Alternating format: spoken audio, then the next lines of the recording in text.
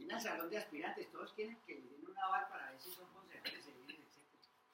Pero si usted se para y dice, necesito construir líderes, ¿quién le interesa ser líder?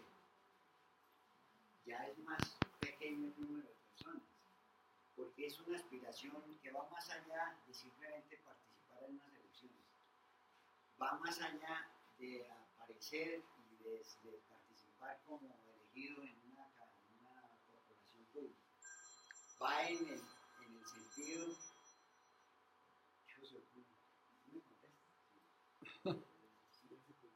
Que se contéstele ya ahí en público, ya qué hacemos ya.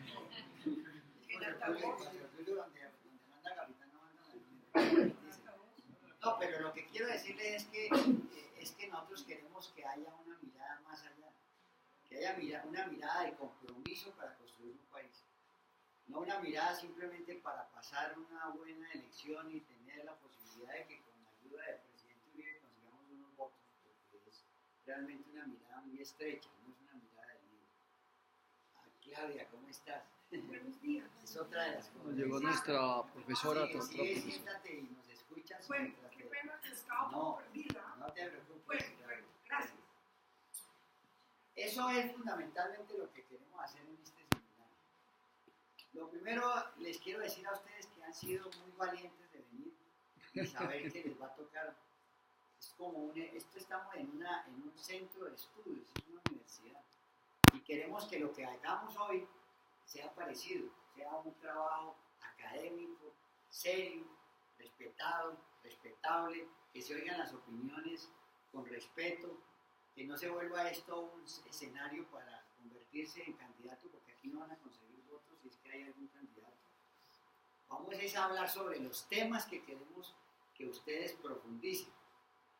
Entonces, sobre eso les voy a pedir varias cosas. Primero, no cometan el error que acabo de cometer, de tener el teléfono sin silencio, entonces mantengan sus teléfonos en silencio.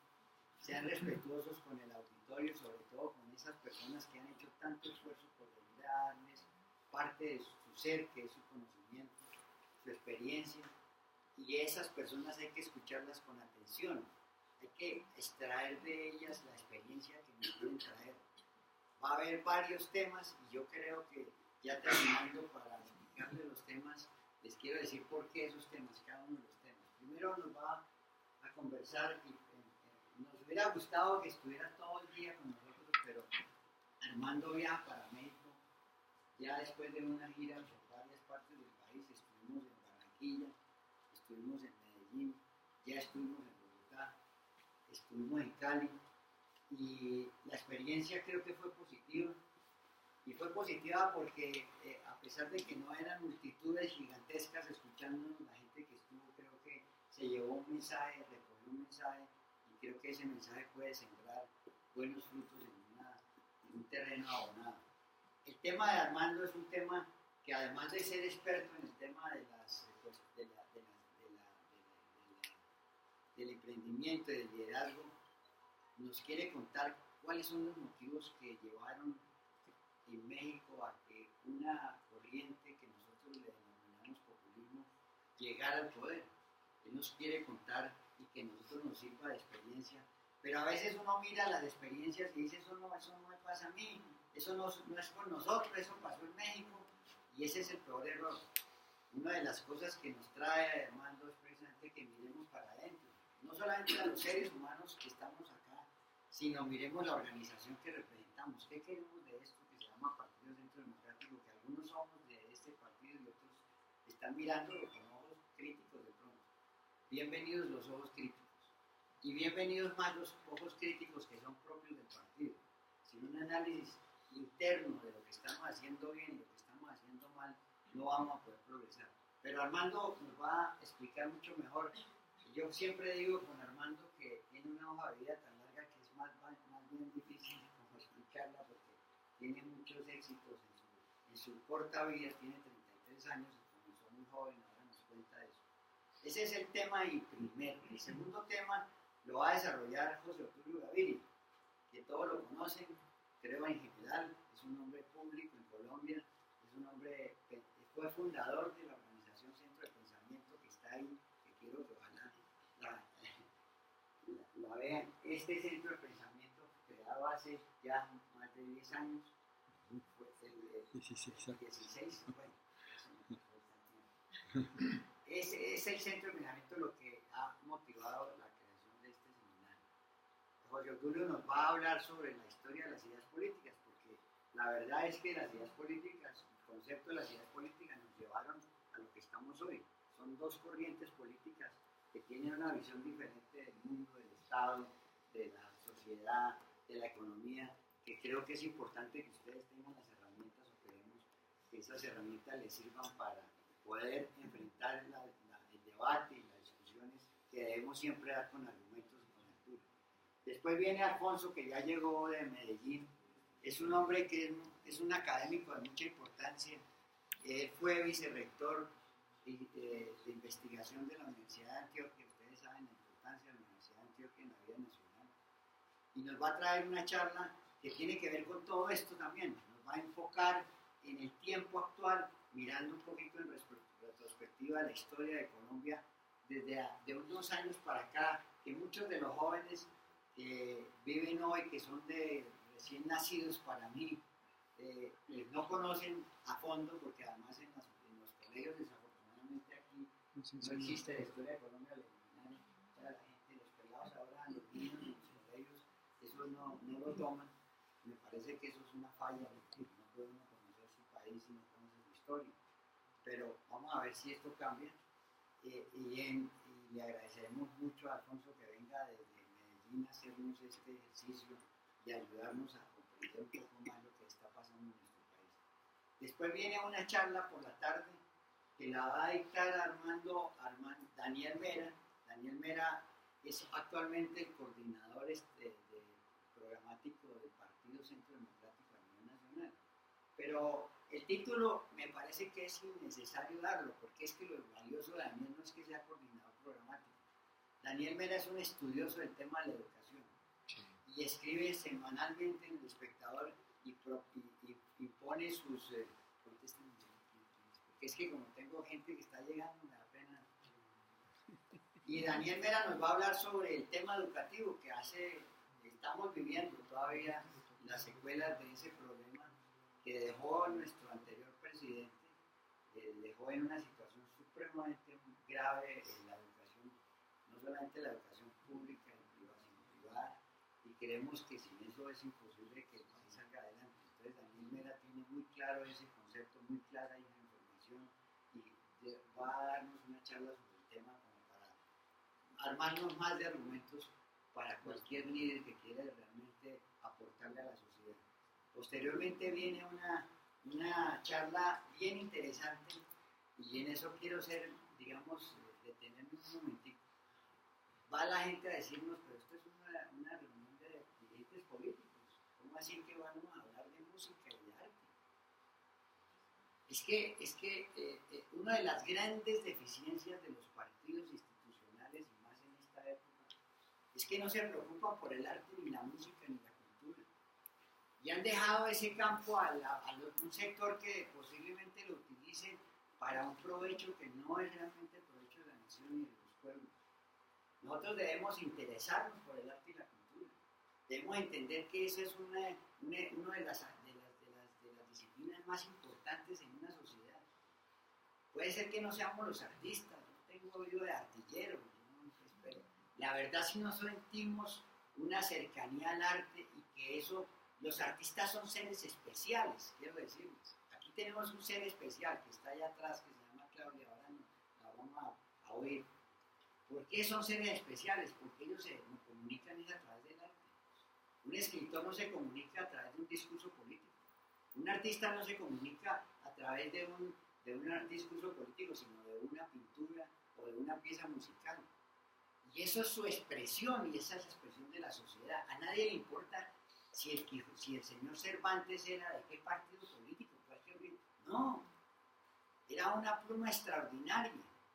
O cualquier músico, cualquier pintor, a nadie le preocupa, no le debería preocupar. Esos seres especiales de la sociedad tenemos que tenerlos en cuenta, y su expresión artística tenemos que tenerlas en cuenta, porque un partido que no se llene de eso, afortunadamente tenemos un presidente que le preocupa supremamente el en eso queremos que ustedes se lleven un buen mensaje, un bonito mensaje que nos va a traer Claudia sobre la importancia. Claudia, pues cuando me toque presentarla, vamos a verla. Ella, entiendo que primero yo la conozco porque la conocí en un sitio muy especial, en Yopal, Casanare. La hija fue una pianista, concertista internacional, estudiosa de varias universidades en el mundo. ¿Qué hace en Yopal, Casanare?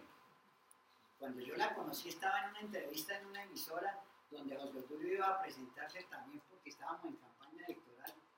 Y yo dije, pero con José Tulio nos miramos, pero esta señora ¿qué hace aquí en Yopal, Casanare? Pues ¿sabe qué estaba haciendo? Está dirigiendo la orquesta sinfónica. Sí, la Sinfónica Juvenil de Yopal. Del Casanare. Porque es amante del joropo, de la música llanera, porque compone sobre ese tema, porque nuestras raíces culturales las exalta con esa calidad artística y su sentimiento artístico, y creo que es muy valioso. Yo cuando le pregunté qué partido era, nunca le pregunté, ni me interesa saberlo.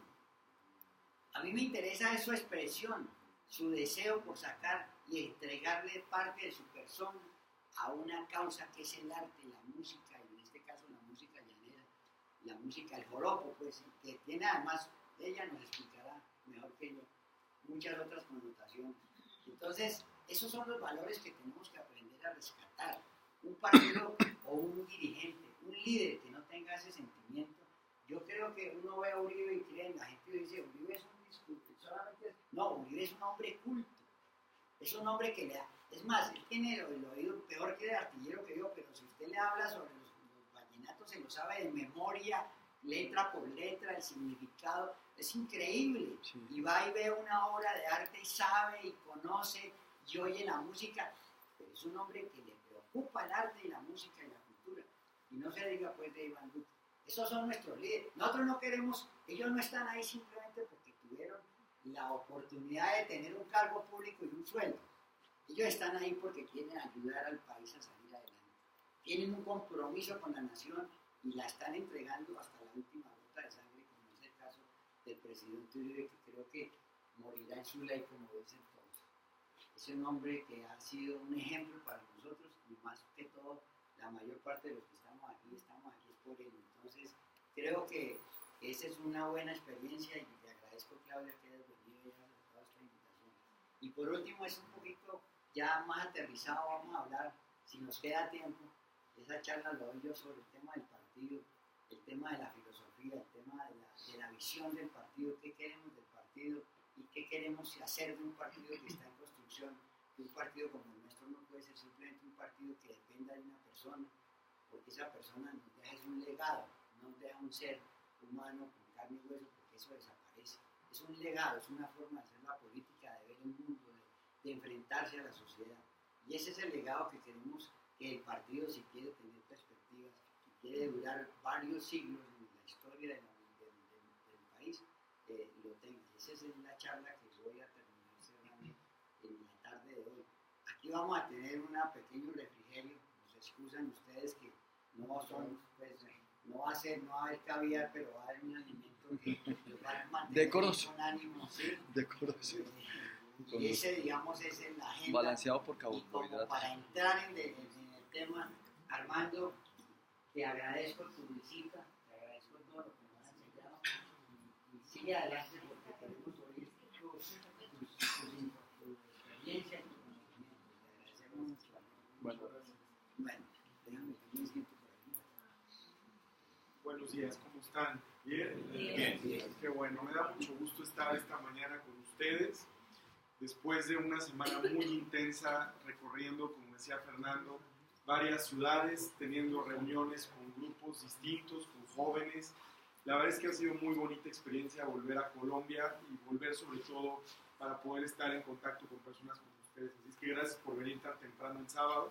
Y quiero aprovechar, como es mi última intervención en este viaje en Colombia, pues agradecer otra vez de todo corazón a la Fundación Centro de Pensamiento Primero Colombia, particularmente a Fernando, que ha sido un gran anfitrión, guía, amigo, que hemos compartido unas horas muy agradables, ¿verdad?, de pláticas, de aprendizaje. Gracias infinitamente por todas tus atenciones, y por todo el cariño. Pues bueno, la intención del día de hoy es compartir con ustedes un poco la experiencia. Te voy a quitar esa pantalla, ¿está bien? Sí. ¿Ya es más cómodo? Sí. Para también poder ver a los amigos de este lado, ¿verdad? Si no me da la cara. Aquí como estoy a la mitad, para poder verlos a todos. Compartir un poco con ustedes la experiencia de lo que hemos vivido en México y de lo que está sucediendo actualmente, de lo que creo que nos puede ayudar a seguir caminando a pesar de la incertidumbre, con mucha esperanza, con mucho entusiasmo, y también un poco lo que hemos aprendido en estos años. Yo hace muchos años he sido un gran defensor de las ideas, de la libertad, un gran creyente en los sueños, porque los sueños se hacen realidad, lo que necesitamos es ponerles atención, y siempre he creído que de los grandes sueños surgen grandes cosas, pero lo que tenemos que hacer primero es atrevernos a soñar. A veces se nos olvida, a veces creemos que eso es para los niños, a veces creemos que pues no tiene tanta importancia y sí la tiene. Yo escribí mi primer libro a los 19 años, un libro sobre liderazgo para jóvenes, consciente precisamente de que todo es posible, y cuando me decían, pero tú estás muy joven y de qué vas a escribir si no tienes experiencia, yo decía, bueno, la forma de aprender a hacer las cosas es haciéndolas, ¿no? Y la razón que me motivó a escribir un libro era, como lo puse en alguna de las primeras páginas, dije, es imposible descubrir un tesoro y no compartirlo.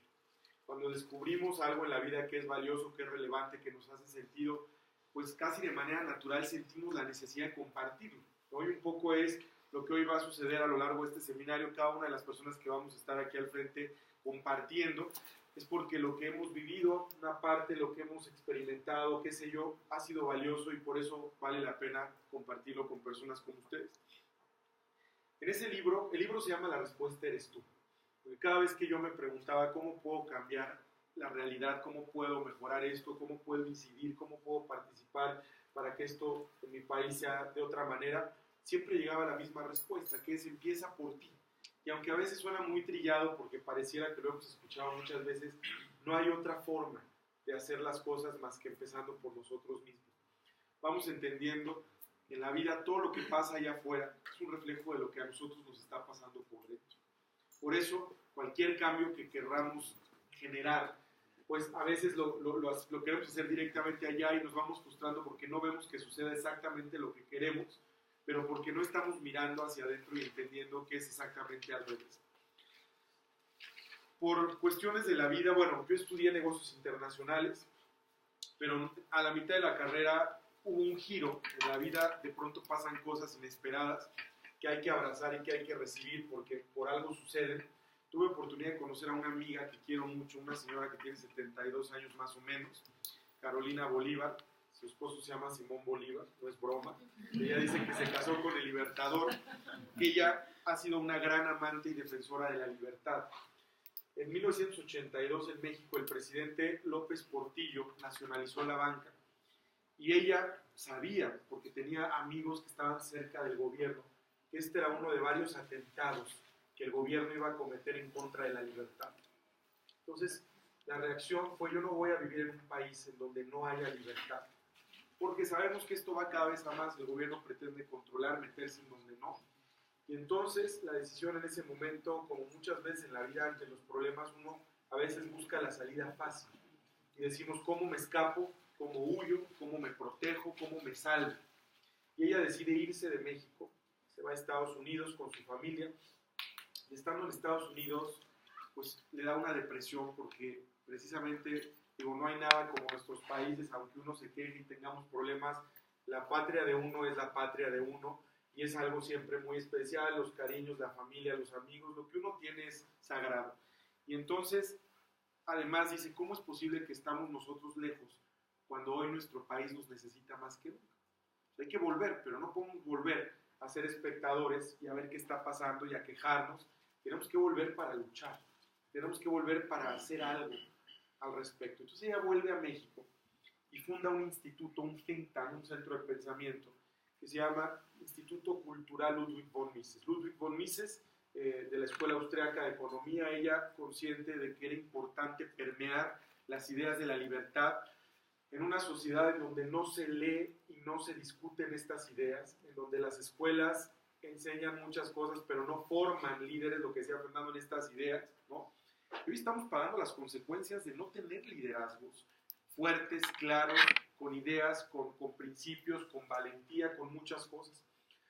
Entonces, crea este instituto para dar varias batallas, pero la primera gran batalla es la batalla por la libertad, enfocándose en la libertad económica. Vamos a luchar para que la banca regrese a las manos privadas, vamos a luchar para reducir los impuestos, para abrir las fronteras económicas. Se negoció años después el Tratado de Libre Comercio con Estados Unidos y Canadá, que era muy importante para México, hasta que llegó Trump y dijo que era una porquería NAFTA, y ahora se renegoció y ahora tenemos un nuevo tratado comercial con Canadá y Estados Unidos. Algunos términos cambiaron, pero ese era el objetivo. Ella decía, para lograr incluso cambios a nivel político importantes, o en este caso, cuando uno ya está de este lado, para prevenir que el péndulo se vuelva a mover hacia la izquierda radical, a estos populismos, hay que dar la batalla por las ideas y hay que asegurarnos que se entienda en un nivel mucho más amplio por qué la libertad económica importa. Porque la libertad económica eventualmente va empujando a que la libertad política se pueda conquistar. Entonces, Carolina, yo la conocí estudiando la carrera y me inspiró muchísimo su historia porque me di cuenta que era una forma de incidir, de participar, de hacer algo por el país sin tener que estar necesariamente en un partido político, dadas las condiciones de los partidos políticos en México, de desprestigio, de desconfianza, etc. Entonces yo decido, en esa corta edad, ella un día me dice, quiero invitarte a un viaje para que conozcas a mis amigos que han cambiado el mundo. Yo dije, pues ¿quiénes serán sus amigos? ¿No? Eso suena un poco pretencioso.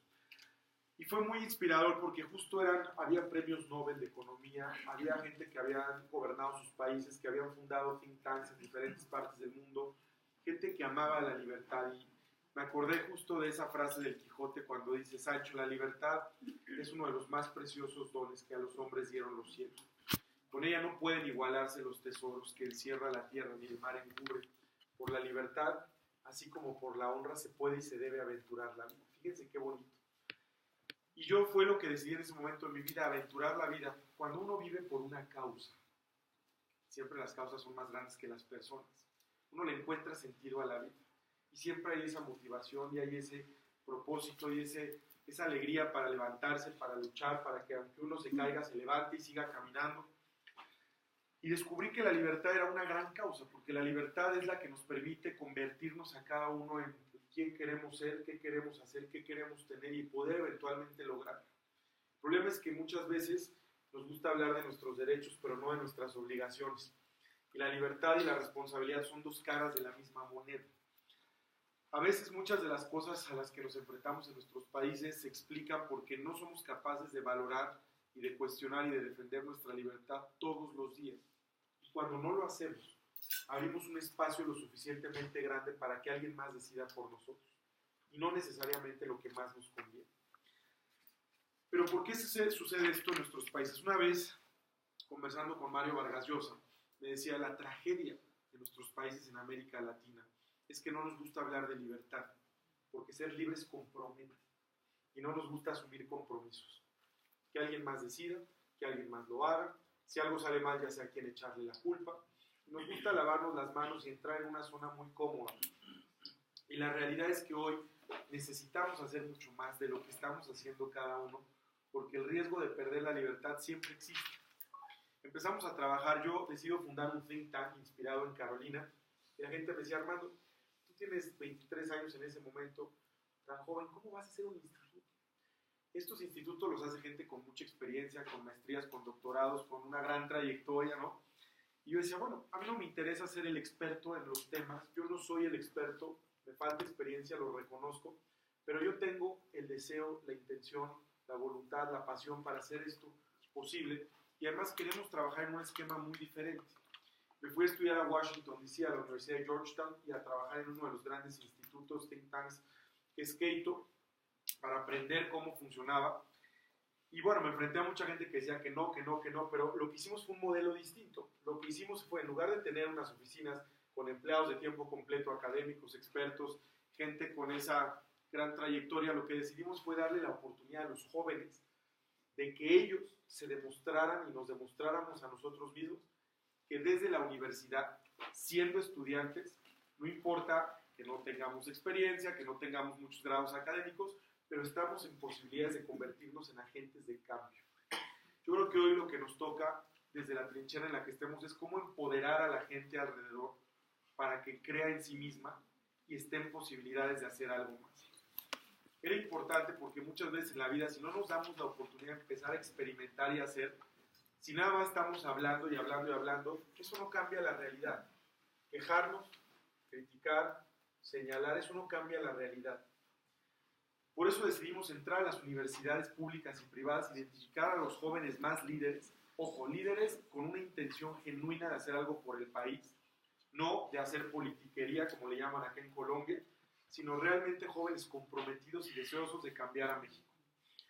Con ellos había que pasar por un proceso de formación en estas ideas, porque importa todo esto que hoy se va a discutir, por ejemplo aquí, hacer proyectos de investigación y a partir de eso, con ellos generar propuestas de políticas públicas, conectarlos con tomadores de decisiones para que ellos desde la escuela pudieran ya pensar en qué soluciones necesita el país, pensarlas, construirlas, proponerlas, tratar de llevarlas a la práctica y luego dar ese seguimiento. Entonces, así fue el modelo de trabajo de nuestro think tank, de jóvenes para jóvenes en las universidades, buscando empoderar a una nueva generación.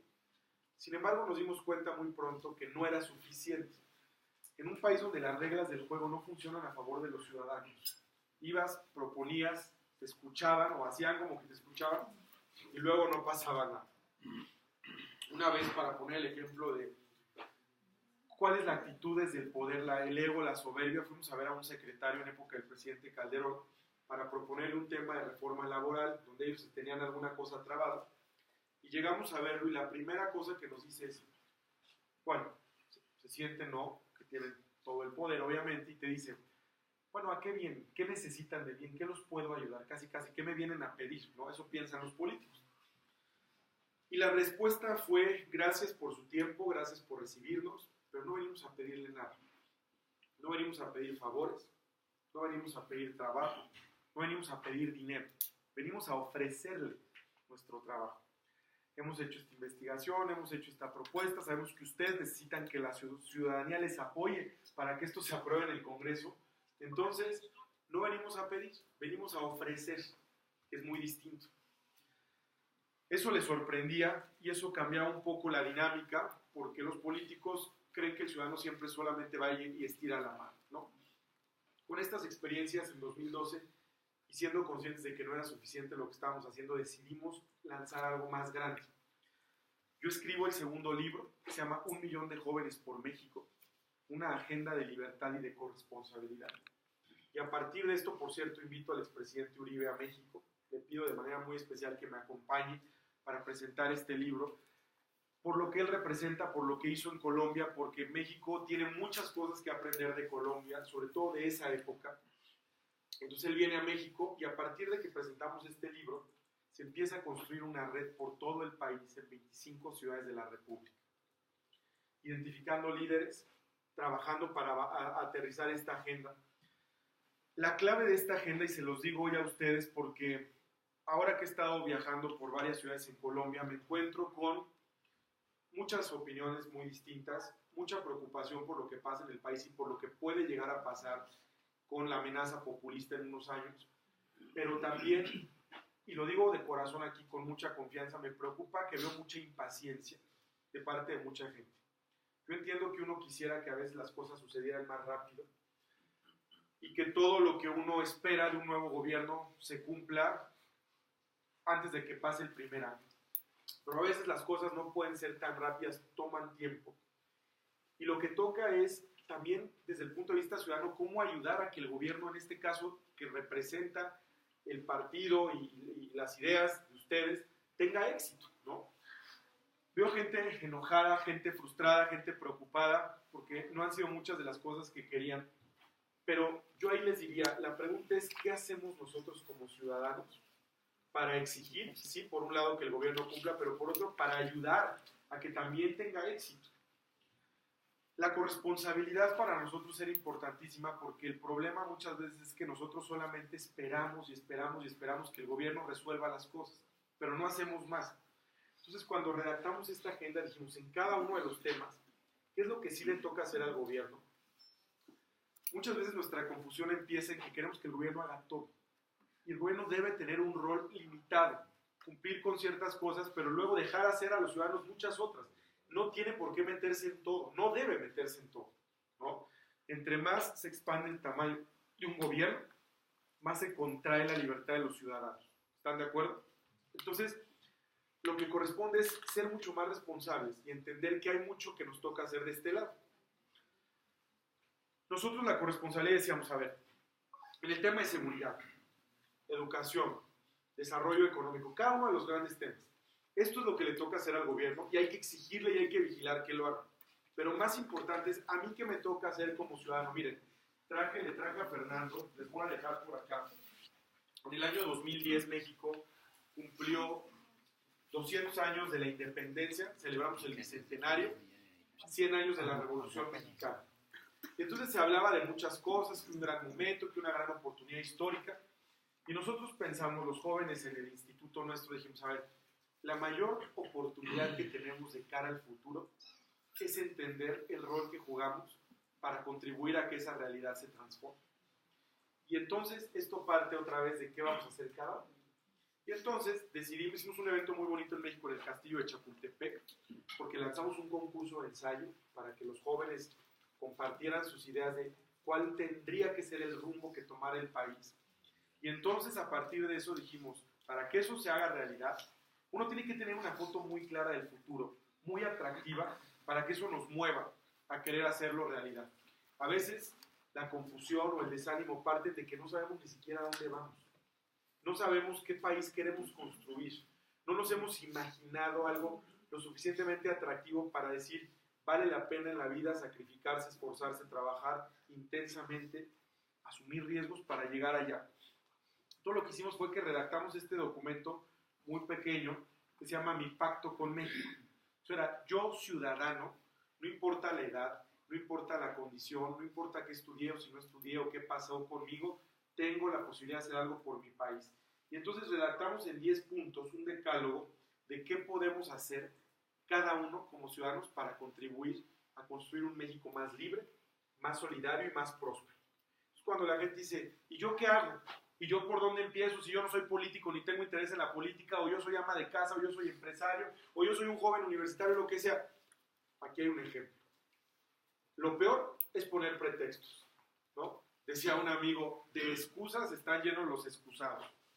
Lo que importa es qué me toca hacer a mí, pero no puedo posponer eso que es una responsabilidad y una obligación. Miren, además, nosotros, quienes hoy estamos aquí, gracias a Dios hemos tenido la fortuna de tener una educación, una familia, de poder tener espacios como estos para hablar, discutir estas ideas, pero somos una minoría en el sentido en el que allá afuera hay muchísima gente que no tiene estas oportunidades. Eso entonces a nosotros nos obliga y nos da una enorme responsabilidad para hacer algo mucho más con nuestra vida y por los demás. Y por eso no podemos caer en ese conformismo de decir, bueno, pues que alguien más lo resuelva. Y eso fue lo que hizo 1 millón de jóvenes por México. Fue muy interesante todo el camino, grandes batallas, proyectos a nivel local, en municipios, en los estados. Peleamos varias batallas en el Congreso, en el Senado, que se lograron contra muchos pronósticos, porque queríamos demostrar que los jóvenes teníamos y tenemos la capacidad de hacer aquello que muchos a veces creen que ya no se puede. Sin embargo, hubo un gran aprendizaje en el camino. Bueno, hubo muchos, pero uno, y no sé si ustedes estén de acuerdo conmigo o lo compartan acá en Colombia, pero identificamos que uno de los problemas es que hay un gran vacío de liderazgo. Se acentúa en los gobiernos, se acentúa también en las empresas, en las organizaciones de la sociedad civil. ¿Por qué? Muchas gracias. Porque el liderazgo se ha desvirtuado completamente. Uno se pregunta, ¿por qué cada día la gente confía menos? ¿Por qué las democracias que defienden la libertad en el mundo están viviendo un momento de crisis? ¿Por qué las instituciones de pronto se tambalean? ¿Qué está pasando? Hay que ir más a fondo. El liderazgo se desvirtuó completamente, porque en esencia, líder es aquel que sirve. Decía alguien que el que no vive para servir no sirve para vivir. Líder es el que sirve. Por lo tanto, el que sirve vive constantemente una expresión de amor y de humildad hacia los demás. Yo creo que de las cualidades que más le admiro al presidente Uribe es la humildad. ¿Cuántas veces él habla del amor a la patria, que es amor a la gente, que es servicio incondicional, ¿no? Lo que ha hecho. Pero son excepcionales estos casos. El liderazgo se desvirtuó porque dejó de ser una expresión de humildad y de amor y se convirtió en una expresión de vanidad. ¿Están de acuerdo? En donde lo que más daño nos ha hecho y lo que más nos está lastimando es nuestro propio ego. El ego nos tiene cegados, nos hace indiferentes, nos tiene desconectados, nos tiene confundidos, nos tiene enredados. El ego además inhibe la creatividad, porque uno parte de que tiene la razón. A todos nos gusta tener la razón. Y yo ya lo sé, y yo ya lo puedo, y yo lo domino, y yo tengo la experiencia, y eso impide que escuchemos a los demás, porque creemos que tenemos la razón. Decía alguien a quien yo quise mucho y admiré, el expresidente Paco Flores de El Salvador, que en paz descanse, decía, es increíble que siendo tan vasto el universo, tan grande, lleno de tantas posibilidades, nosotros elijamos vivir en el espacio más pequeño y más oscuro, que es el de nuestro propio ego. Y ahí estamos, presos, ¿no?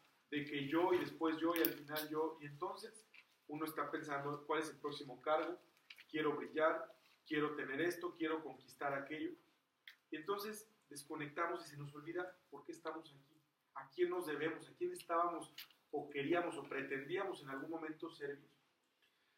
Y esto explica muchas cosas. Sin embargo, bueno, en todo este aprendizaje en el camino, sucedió algo hace 3 años, me invita a la reunión, y cada año el foro, el World Economic Forum, hace su reunión en Davos, la reunión más importante del año, a donde asisten las mujeres, los hombres más poderosos del planeta, los grandes empresarios, dueños de las empresas multinacionales más importantes, jefes de Estado y de gobierno, presidentes de las universidades más importantes, líderes en la cultura, en las artes, príncipes, reyes, de todo. Es una cosa muy interesante. El foro selecciona 50 jóvenes de todo el mundo. Me tocó representando a México, solamente íbamos 3 de toda Latinoamérica. Era una argentina, una venezolana y yo iba representando a México. Y lo interesante de esta reunión es que el tema central fue la cuarta revolución industrial. El profesor Klaus Schwab, el fundador, presenta su libro y nos dice, hoy estamos viviendo el momento más disruptivo en la historia. Lo sentimos de muchas formas. Un momento que tiene 3 características. La velocidad a la que todo está cambiando, lo sentimos, ¿están de acuerdo? Sentimos cada vez más y más y más acelerado todo. El alcance que están teniendo estos cambios para todos, nadie se salva, no importa la edad, no importa dónde estemos, todos lo sentimos. Y el impacto en todos los sistemas. La primera revolución, ¿se acuerdan cuál fue? Cuando aparece la máquina de vapor. La segunda, cuando aparece la electricidad. La tercera, cuando aparece el internet, siglo pasado. Y la cuarta es una revolución de revoluciones. Todas las transformaciones que se aceleran desde la revolución digital por la tecnología se juntan, de ser profesores, es como se juntan esas olas y forman un gran tsunami. Y es un tema, es un crecimiento exponencial. Hoy sentimos que se está alterando la forma en que producimos, cómo consumimos, cómo nos comunicamos, cómo nos transportamos, cómo nos relacionamos. Todo está cambiando. Todo. ¿Qué genera esto? Díganme ustedes qué sienten cuando uno empieza a ser consciente y siente de muchas formas lo que vivimos en esta realidad. ¿Qué se siente? ¿Vértigo? ¿Vértigo? ¿Vértigo? ¿Miedo? ¿Qué sienten ustedes? Ansiedad. ¿Qué más? Incertidumbre cada vez más, ¿no? Asombro. Hablando de incertidumbre, antes decías, bueno, voy a planear, o las empresas, no, los voy a 3, 4, 5, 10 años, ya no se puede. Porque todo está cambiando tan rápido que ya no sabes ni qué va a pasar el próximo año, pero no el próximo año, los próximos 6 meses. ¿Qué va a pasar la próxima semana? ¿No? O cuando tienes un presidente loco populista como el que llegó en México, cada vez que abre la boca hay una nueva posibilidad de algo, bueno, iba a decir bueno o malo, pero casi más malo que bueno, ¿no?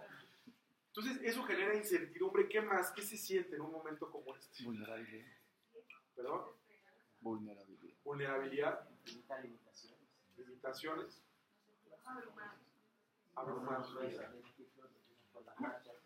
Las marchas. Bueno, eso está pasando en todos lados, ¿verdad?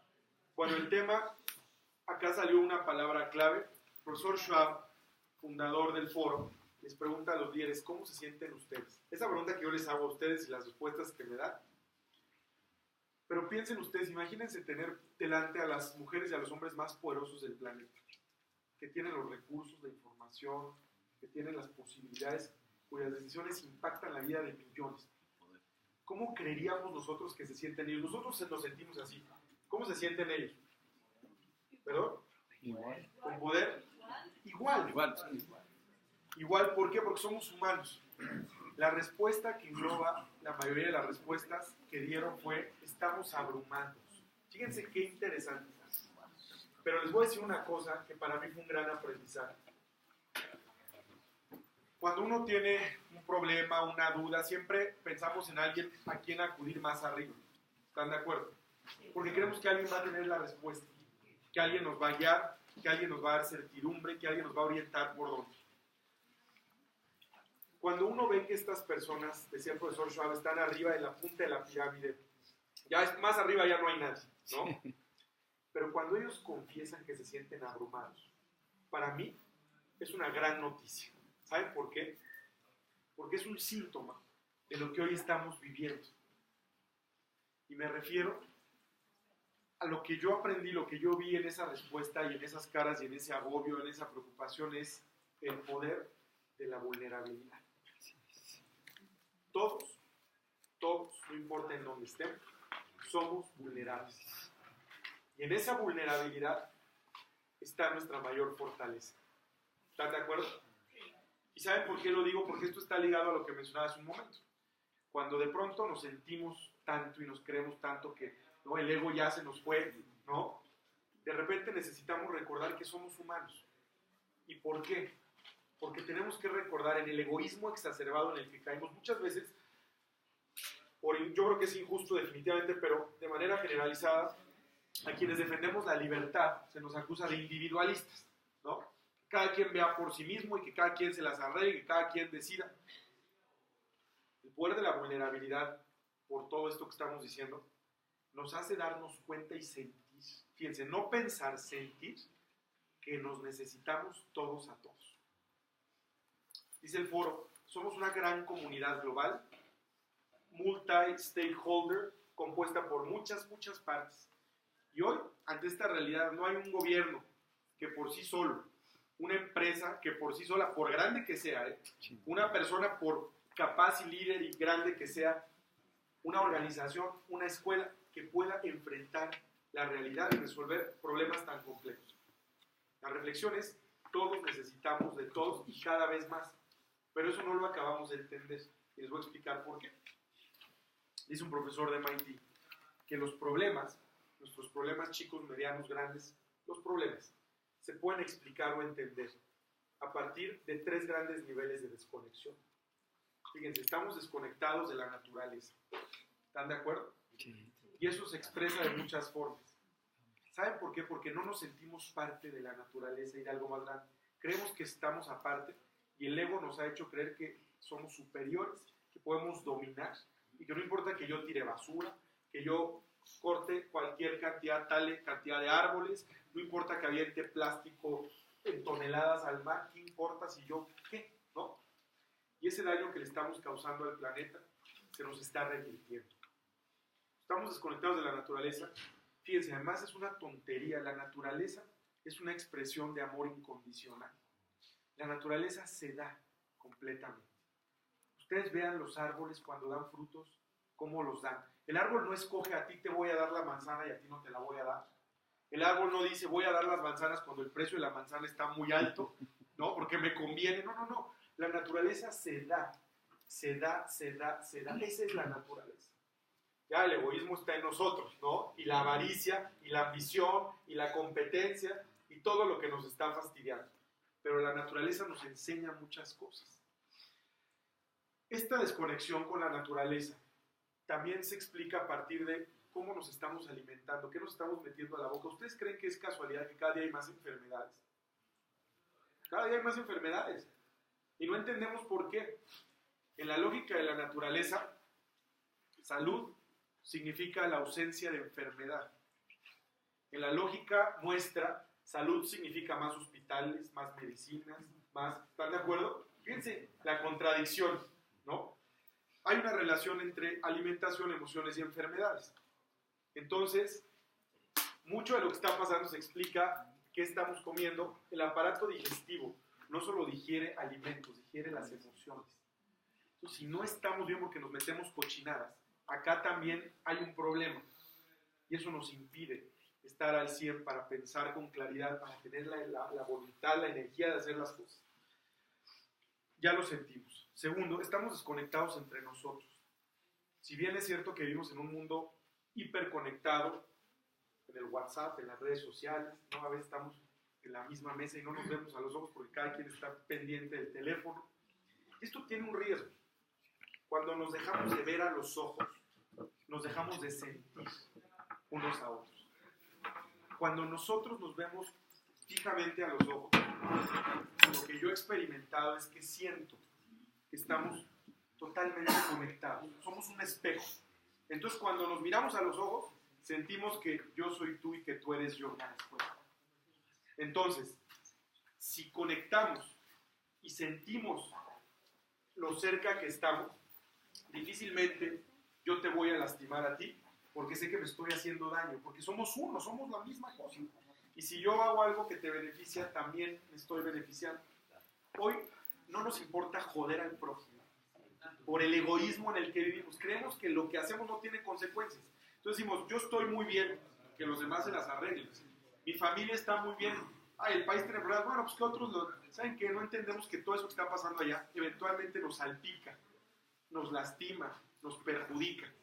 Pero como estamos desconectados, no vemos eso porque creemos que somos autosuficientes y que no dependemos de nadie, que nosotros podemos todos solos. Y el tercer nivel de desconexión es que estamos desconectados de nuestra propia esencia. ¿Quién soy yo? Para quienes somos creyentes, también es una desconexión con Dios. Y eso también explica muchas cosas. Y al mismo tiempo es una desconexión entre lo que somos hoy y lo que podemos llegar a ser mañana. O sea, ese potencial que todos tenemos de más, de ser más, de transformar nuestra vida para poder hacer mucho más y servir, se pierde cuando hay este nivel de desconexión porque no acabamos de poder sentir esas posibilidades del futuro que va a emerger conforme vamos avanzando. Por lo tanto, uno de los grandes retos que tenemos es cómo reconectamos para poder estar en posibilidades de tener empatía y de poder reconocer lo que está sucediendo en la realidad, en el aquí y el ahora. Hay dos formas de vivir. Una es estando presentes, y la presencia en inglés ha tomado mucha fuerza este concepto que le llaman presencing. Estar presente significa estar aquí y ahora. Físicamente todos estamos hoy en este auditorio, físicamente. Pero si uno empieza a pensar ahorita, no, al rato que salga y el compromiso en la noche y la próxima semana y la cena de Navidad y hoy en la mañana, estamos pero no estamos. Y entonces estar ausentes, que significa que estamos pensando en cualquier cosa, pero no estamos viviendo el aquí y el ahora. O sea, estar presente significa hacer consciente lo que estoy percibiendo con todos mis sentidos, ¿no? ¿Qué estoy viendo? ¿Qué estoy sintiendo? ¿Qué estoy escuchando? ¿Qué estoy leyendo? Todo eso. Pero estar presentes nos conecta con el momento y es lo que nos permite sentir la realidad. Es muy importante sentir la realidad para poder responder a ella. Porque si no, miren, uno de los poderes más grandes que tenemos es el de nuestra atención. Donde tú pones tu atención, ahí fluye tu energía. Y les voy a poner un ejemplo. Se los he dicho ahora en varias conferencias. Yo me encuentro con mucha preocupación por la amenaza que supone Petro en las próximas elecciones. Que si este gobierno no tiene el mayor de los éxitos como se lo deseamos de corazón, y si ustedes no le ayudan al presidente Duque a tener el mayor de los éxitos, esto se puede ir por otro lado. Y valga la experiencia mexicana y el dolor que estamos sintiendo por lo que pasa, para que aprendan y reaccionen a tiempo. Pero ¿cuál es mi punto con este ejemplo de la atención? Fíjense ustedes, con la atención nosotros le damos valor a las cosas. Cuando uno nos está molestando, el problema, fíjense, es que nos enganchamos, o sea, le ponemos atención a esa persona, nos enganchamos y crece, esto nos da más coraje, más frustración, más enojo. Tan fácil que es cambiar la atención y dejar de prestarla allá para que eso en unos minutos pase y ya no nos esté molestando. En mi opinión, y lo digo con mucho cariño y con mucha confianza, pero es lo que veo un poco de lo que he escuchado estos días, se le está poniendo demasiada atención a Petro y a esa gente. Y saben una cosa, así crecen los monstruos. En México les voy a poner el ejemplo. Año 2006 fue la primera elección en la que compitió López Obrador. Alguien me preguntaba ahora en una conferencia, oiga, ¿y qué tan exitosa fue la gestión de Andrés Manuel cuando fue jefe de gobierno de la Ciudad de México? Como para brincar al escenario nacional y que fuera un candidato a la presidencia tan fuerte. Y yo hacía una reflexión y honestamente no es que haya sido un gobierno extraordinario en comparación a otros, pero hubo un error y se los comparto porque no caigan ustedes en ese error. Vicente Fox, presidente de México, Andrés Manuel, jefe de gobierno. Fox odia a Andrés Manuel hace muchos años, tenían muchas diferencias, entonces quiso abrir un proceso le llamaban el proceso de desafuero, quitarle el fuero para poder juzgar. ¿Saben qué hizo Fox con esa estupidez? Lo convirtió en una víctima. Y cuidado con los políticos que se victimizan, porque entonces conectan con una mayoría de gente que se siente víctima y entonces dicen, no, este pobre, todos contra él y todos son malos y es una persona buena. Entonces Fox fue el culpable, como todos los adversarios de Andrés Manuel, de crecer al monstruo hasta que llegó a ser imparable. Y la forma de crecerlo fue por toda la atención que se le ponía. Cuando todo el mundo habla de la persona, cuando todos los medios hablan de la persona, cuando todo el mundo está hablando de lo mismo, eso crece, cuidado, ¿no? Entonces yo les decía, es una gran oportunidad para que en lugar de poner su atención en una persona que no quieren que crezca y que avance, si ustedes redireccionan esa atención en ustedes mismos, en lo que ustedes pueden hacer, en esa capacidad de ir construyendo mucho, 3 años y medio pueden pasar cosas extraordinarias hasta donde ustedes lo permitan. Si esa energía fluye en esta otra dirección, puede haber casi garantías, no solo de que a este gobierno de verdad le vaya mucho mejor, sino de que se vacunen y blinden un poco esa amenaza en la siguiente elección. Entonces, donde pongo mi atención, ahí fluye mi energía. Qué importante es hacer conciencia de esto para que no cometan un error como el que pasó en México, porque ahí está la experiencia y es muy lamentable y muy dolorosa. Pero bueno, el punto es la oportunidad que hoy tenemos ante estos riesgos de hacer la parte que nos toca. Nosotros decidimos hace un año lanzar una escuela en México muy bonita, se llama I2Go School of Transformative Leadership, es una escuela de liderazgo creativo, diseño e innovación, precisamente para acelerar líderes como ustedes, para que vivieran ese proceso a nivel personal, que les permitiera abrirse, reconectar y estar en condiciones de poder emprender, innovar, transformar, para que algo como lo que sucede hoy en México no se repita. Pasan muchas cosas, la verdad es que, les decía, si nosotros no somos conscientes de nuestra libertad y no ayudamos a que otros lo sean, va a ser muy difícil parar esta ola del populismo. En términos de liderazgo, hay 2 cosas muy importantes que cada uno de nosotros podemos hacer desde donde estamos. Una tiene que ver con el propósito. El propósito es fundamental para nosotros encontrar sentido, poder abrazar causas, poder mantenernos en esta lucha con valor, con iniciativa, con esa claridad de ideas. La responsabilidad es primero nosotros cómo reconectamos con ese propósito, pero una vez que lo tenemos más claro y que entendemos esto de lo que hoy estamos hablando juntos, de los riesgos, de las amenazas, pero también de las oportunidades y de las posibilidades, ¿cómo ayudamos a que otros también reconecten con su propósito o lo encuentren? Esta es una gran tarea que entre nosotros tenemos que hacer, porque en esa vulnerabilidad en la que estamos, en la medida en la que vayamos avanzando y ayudemos a la gente a hacerlo, va a ser mucho más fácil estar en el mismo nivel de conciencia para poder abrazar las mismas causas y poder luchar por esas mismas banderas, ¿no? Yo les he dicho en estas conferencias en las distintas ciudades en las que hemos estado, que dicen, bueno, ¿qué podemos hacer diferente? Yo creo que estamos en un punto en el que hay que entender que si hay un paradigma que está cayendo completamente a nivel global, si hay un desencanto porque el sistema que está colapsando, que estamos describiendo, es el sistema del ego, que se asocia con ese egoísmo, con el individualismo, con la competencia y sálvese quien pueda. Lo que toca es una transición hacia un modelo mucho más colaborativo, en donde podamos cooperar entre todos, en donde entendamos que podemos co-crear nuevas alternativas, nuevas posibilidades, pero es un proceso que pasa por todos, es una responsabilidad compartida. Entonces, yo les decía, una de las cosas en este momento de transición, tenemos que ser mucho más creativos. El lenguaje, muchas veces, el lenguaje construye realidades. La palabra tiene el poder de construir nuevas realidades. Entonces, así como hablaba yo del poder de la atención, también creo profundamente en el poder de la intención. ¿Cuál es la intención detrás de las palabras, detrás de las acciones? Les he explicado también en estos días, muchas veces el problema o los problemas no solamente se generan por lo que hacemos mal, porque hay gente que dice, no, yo he sido un buen ciudadano, yo pago impuestos, yo cumplo, yo esto, yo lo otro. Qué bueno, felicidades. ¿Saben qué? No es suficiente. Ante lo que nos estamos enfrentando, ante la amenaza de estos gobiernos que quieren abarcarlo todo, porque tenemos que entender que muchas veces los problemas y llegar a ese punto crítico no solamente es resultado de lo que hacemos mal. Ojo, muchas veces, y aquí subrayo, es consecuencia de lo que dejamos de hacer. Y ahí hay que tenerlo muy en cuenta, esa omisión, o sea, muchas veces pesa más lo que dejamos de hacer que lo que hacemos mal, Sí, así es. ¿verdad? Por eso regreso al tema de la responsabilidad. Pero fíjense, otra cosa muy importante, el lenguaje crea realidades. Algo que tenemos que entender es que esta es una gran oportunidad para construir una nueva narrativa. Yo les decía, a ver, cada uno de ustedes, los líderes con los que nos hemos reunido, son muy visibles en sus comunidades. Ajá.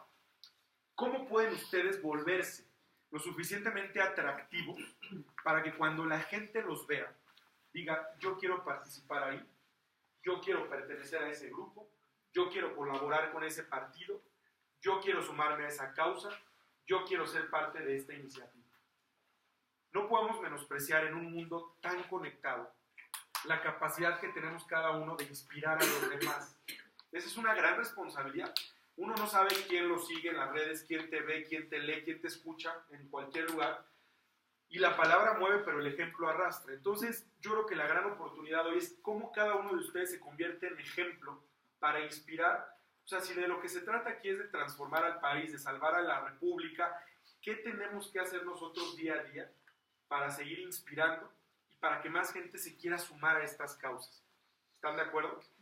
Eso es fundamental. Entonces, el lenguaje construye realidades. ¿Qué estamos haciendo diferente? Y yo sí creo que este momento nos mueve a también ser mucho más creativos, porque necesitamos nuevas narrativas. Necesitamos contar todos estos cuentos, estas ideas, estos principios de una forma mucho más atractiva y mucho más aterrizada, para que la gente conecte y sienta que vale la pena, que sienta que la causa de la libertad, como dijo el Quijote a Sancho, es una causa por la que vale la pena aventurar la vida. ¿Están de acuerdo? Es fundamental que lo sintamos. No podemos conquistar a la gente para que se sume a una causa y para que defiendan a un país apelando solamente a la razón, porque la razón tiene límites. Tenemos que empezar por acá. Miren, les cuento rápido. El año pasado estaba yo conversando con el cardenal de Mérida, Venezuela, que estaba en México, muy amigo del Papa Francisco, y él contaba que en esta cercanía, desde que era el cardenal Bergoglio en Buenos Aires, pues cuando sale electo en el cónclave, él está en una de las primeras audiencias de los miércoles en San Pedro con el nuevo Papa, y entonces le llama mucho la atención una cosa.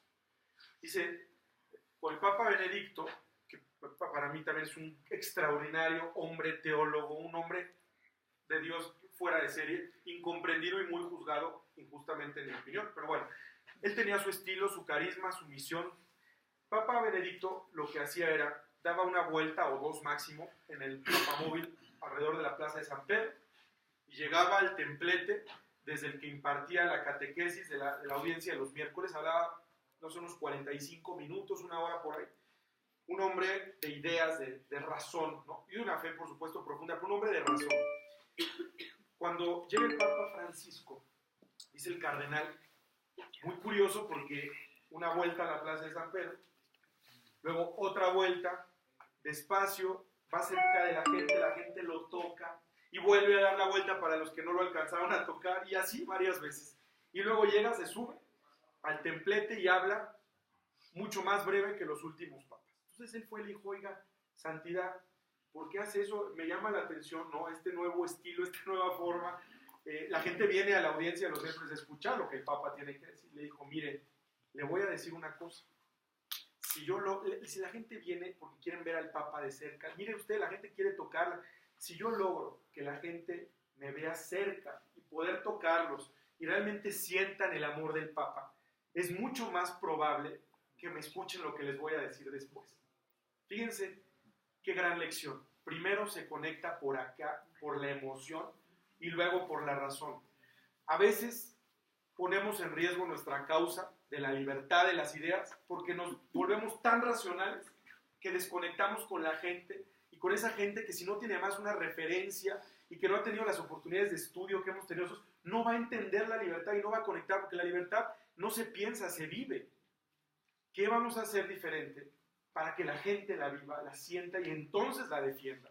Uno, si no siente algo propio, no lo defiende. Pero eso pasa por cada uno de ustedes. ¿Qué hago diferente para hacer que la gente se sienta diferente y entonces se quiera sumar y quiera participar?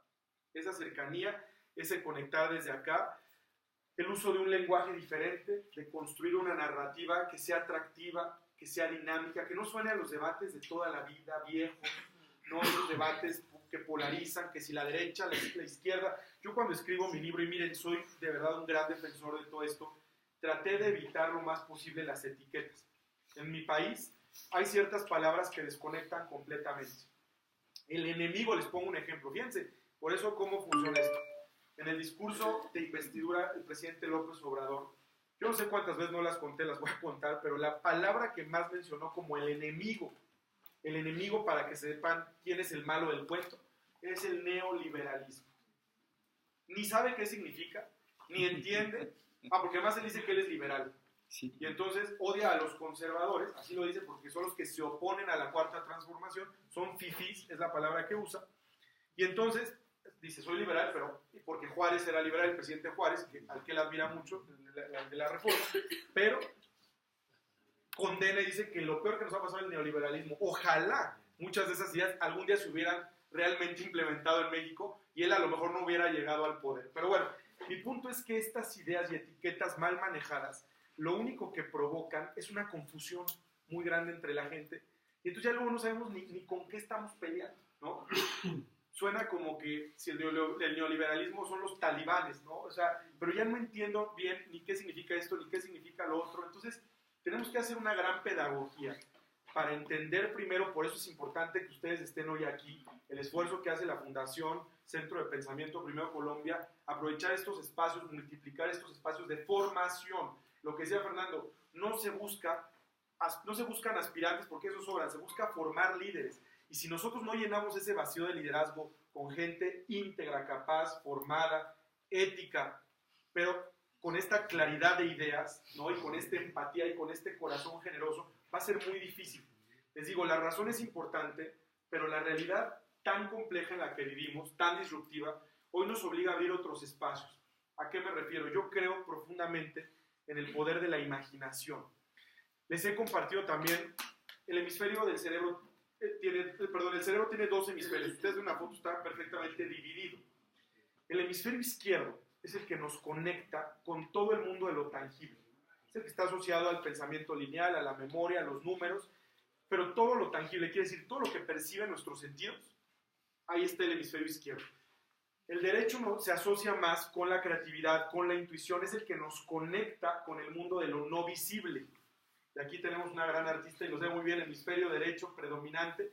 El punto de esto es, el modelo educativo, la forma en cómo hemos crecido, nos ha orillado a utilizar de manera predominante el hemisferio izquierdo.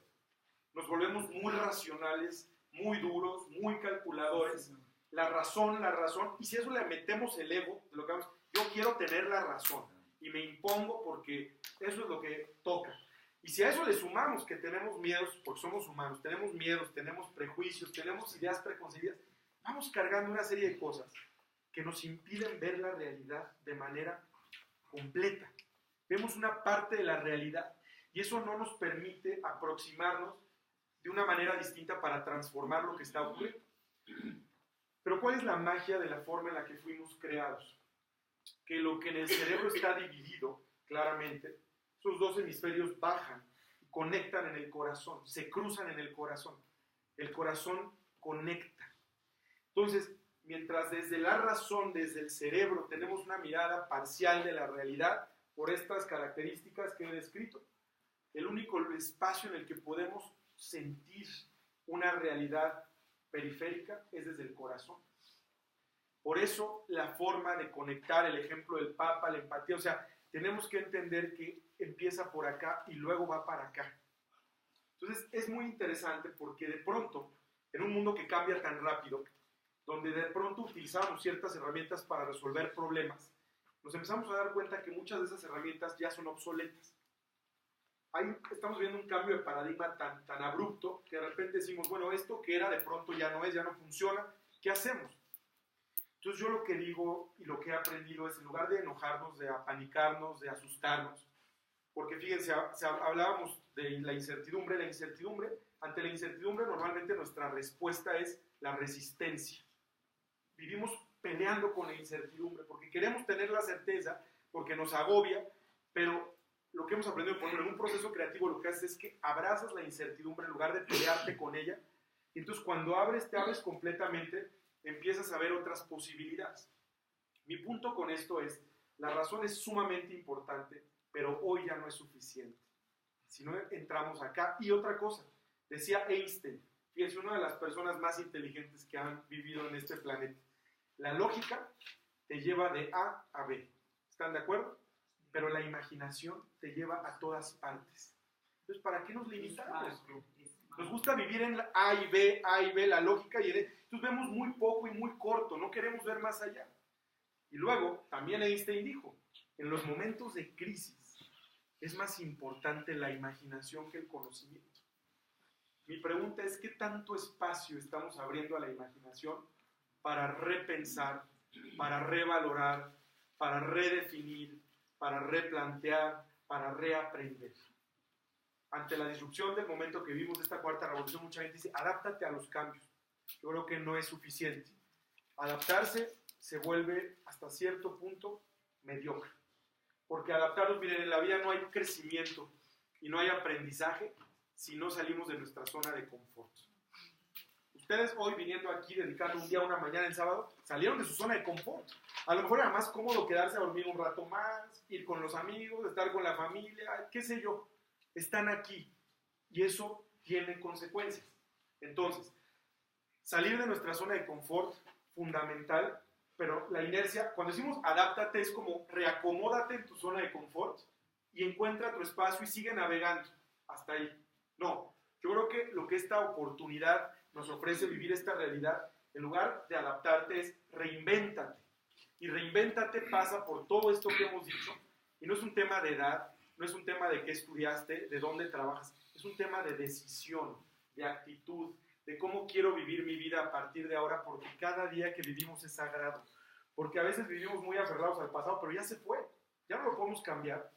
Vivimos con mucha ansiedad por el futuro, por no saber qué va a pasar, pero nadie sabe. El único momento es el presente. Entonces, ¿qué hacemos desde este momento y cómo nos aproximamos? Y para terminar, porque no me debo extender, hay un programa. Armando, me permite una moción en tu intervención. Ahora tenemos un espacio pero para es chiquito eso. para que no se vaya. Para que no se vaya del paso. Para que no se vaya la idea.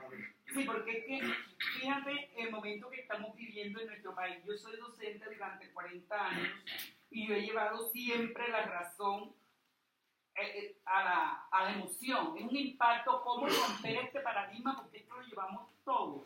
De pronto salimos de este evento y nos da temor. ¿Cómo voy a romper yo este paradigma para el cambio? Si es el caos que estamos viviendo actualmente. No estamos rodeando a nuestro presidente, sino mira, yo he abierto los ojos a lo que tengo, lo que venía a buscar, de pronto lo encontré, nos necesitamos todos para todos.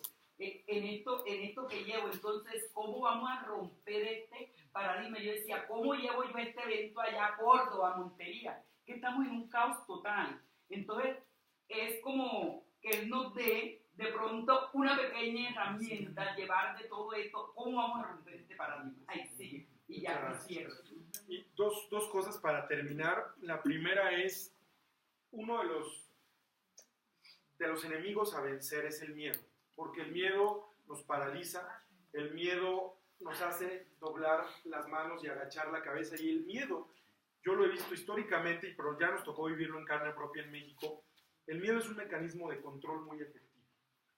Entonces, para mí, alguien que me inspiró profundamente, hay un libro maravilloso que se llama, lo escribió John O'Sullivan, un autor británico que se llama The President, The Pope and the Prime Minister, y cuenta 3 historias paralelas: el presidente Reagan, la primer ministro Margaret Thatcher y el Papa Juan Pablo II. Yo siempre he sido un amante de la historia y les decía al principio de esta charla, siempre también un gran creyente en los sueños, y sé y he vivido que los sueños se hacen realidad. Por eso se los digo con mucho cariño y mucha humildad, porque sucede y la fe mueve montañas. A mí me tocó conocer a San Juan Pablo II en el año 2000, yo tenía 15 años, me tocó saludarlo, hablar con él, pedirle su bendición, y fue algo que me marcó, porque justo en este libro lo que se describe es ese valor de todo lo que hemos estado comentando en 3 personajes que fueron clave para que el 9 de noviembre de 1989 se derribara el muro de Berlín, ¿no? Cómo trascendieron todos esos miedos, cómo lograron verse mucho más allá. Y desde el primer momento, en su pontificado, Juan Pablo salió y dijo: no tengas miedo. Él sabía, venía de un régimen totalitario, habían sufrido en Polonia el nazismo, el socialismo, y es increíble lo que sucede a partir de que uno hace consciente que tiene que vencer esos miedos. Y esto me lleva a esta última parte, una reflexión. Una vez conversando con Steve Forbes, el dueño, editor de la revista Forbes, al final de una plática muy amena, nos regaló un par de libros escritos por él. Y uno de estos libros, el título es Power, Ambition and Glory. Y en este libro, Forbes hace un recuento de los grandes líderes en 2000 años de historia. Ustedes imagínense, es un periodo muy largo. Entonces, había de todo en estos perfiles, ¿no? Líderes que vivieron distintos momentos, enfrentaron a diferentes desafíos, etc.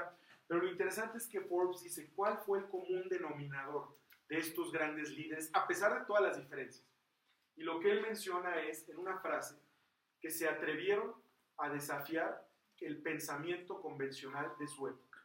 Fíjense, atreverse a desafiar el pensamiento convencional de su época. ¿Cuánto trabajo tenemos por delante? El pensamiento convencional suele estar lleno de no lo hagas, no lo intentes, no va a pasar, de negativismo, de muchas cosas que agobian, ¿no? Que causan esa preocupación excesiva muchas veces. Pero la primera palabra es clave: atreverse. Atreverse implica tener valor. Y tener valor es la primera condición para creer, y creer es una condición para crear.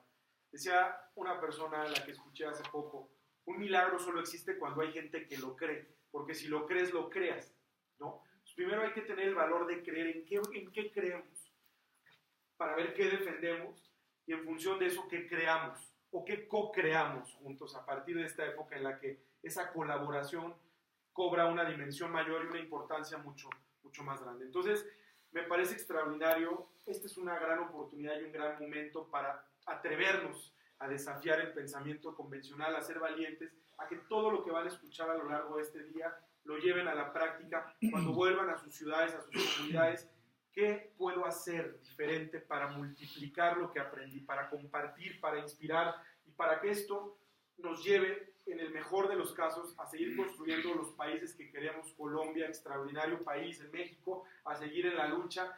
Y bueno, yo creo que si así lo hacemos, como nos dijo la reina Máxima de Holanda en una conversación muy bonita cuando nos compartiéramos 15 jóvenes con ella su historia de vida y cómo la vida da vueltas, y ella tenía una idea, un sueño, y luego la vida la llevó por otro lado. Pero lo que decía la reina es: cuando tú te abres, cuando tú confías, cuando tú fluyes, cuando esto de lo que hemos estado hablando esta mañana sucede, pasa una cosa muy bonita. Dice: la vida te sorprende. Entonces, ojalá que dejemos que la vida nos sorprenda para bien, en la medida en la que seamos capaces de llevar a cabo todo esto. Yo les agradezco mucho de corazón la invitación, otra vez al centro. Me da mucho gusto ver a alguien a quien admiro y respeto y quiero, que es el senador José Obdulio, a quien agradezco la confianza por esta invitación a Colombia, al queridísimo Fernando Alameda, a todos ustedes, muchísimas gracias por su atención.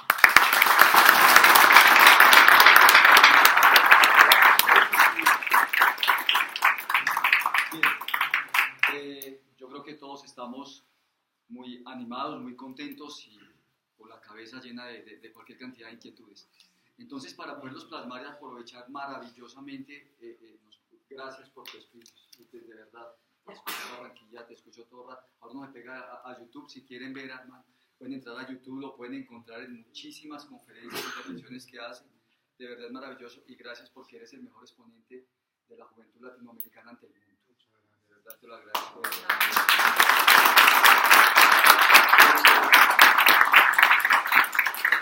Muy especial. Vamos a aprovechar para poder interlocutar. No les pido un favor, yo lo hago con todo el respeto como profesor universitario y demás, como también digo a mis alumnos, y es por un tema de tiempo. Vamos a tener en nuestra casa organizar perfectamente nuestra pregunta para hacérsela a Armando. Les pido un favor grandísimo. Yo sé que tenemos aquí al senador José Obdulio, tenemos a unos grandes amigos de todo el país y demás. No es el momento de la intervención, no vamos a hacer un panel. Les pido el favor que no entremos en contextos, con todo el respeto, que a veces queremos preguntar una cosa y hacemos un contexto de 10 minutitos. Entonces hoy tengo el papel hartísimo. Sí, mira, ¿sabes qué? Hay que decirles como si fuera un tweet, una pregunta de 280 caracteres para que no se alargue y con mucho gusto respuestas breves para que alcancen el mayor número y así todos nos vamos. No, tú sí, explayate en todo lo que quieras en la respuesta. No, pero para dar pie a que puedan... Pero sí les pido el favor con todo el respeto. Yo voy a hacer el papel harto y entonces, ay, pues, cálmate, hombre, bájale un poquitito. ¿Sí? Entonces, por favor, las muy abiertos, empecemos con todo. Hola, Armando. Algo que me causa curiosidad es lo siguiente. Yo quisiera saber qué pasó con la red de lo del millón de jóvenes que ustedes hicieron allá en México y lógicamente fueron triunfantes. ¿Y por qué no actuaron de la misma manera para no permitir que el gobierno de Obrador se pudiera triunfar esta vez?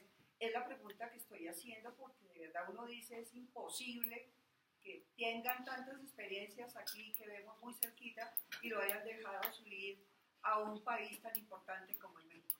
Muchas gracias. Muy rápido, es una gran pregunta. El millón, muy activa la red, nos fuimos enfrentando, entre más se iba logrando, de pronto fuimos generando mucho enojo de parte del gobierno de Peña Nieto por varios motivos. Yo tengo una columna los miércoles en el periódico El Economista, entonces siempre he sido muy crítico y muy propositivo, pero había ciertas cosas de la administración que había que señalar y denunciar y eso incomodaba mucho al gobierno.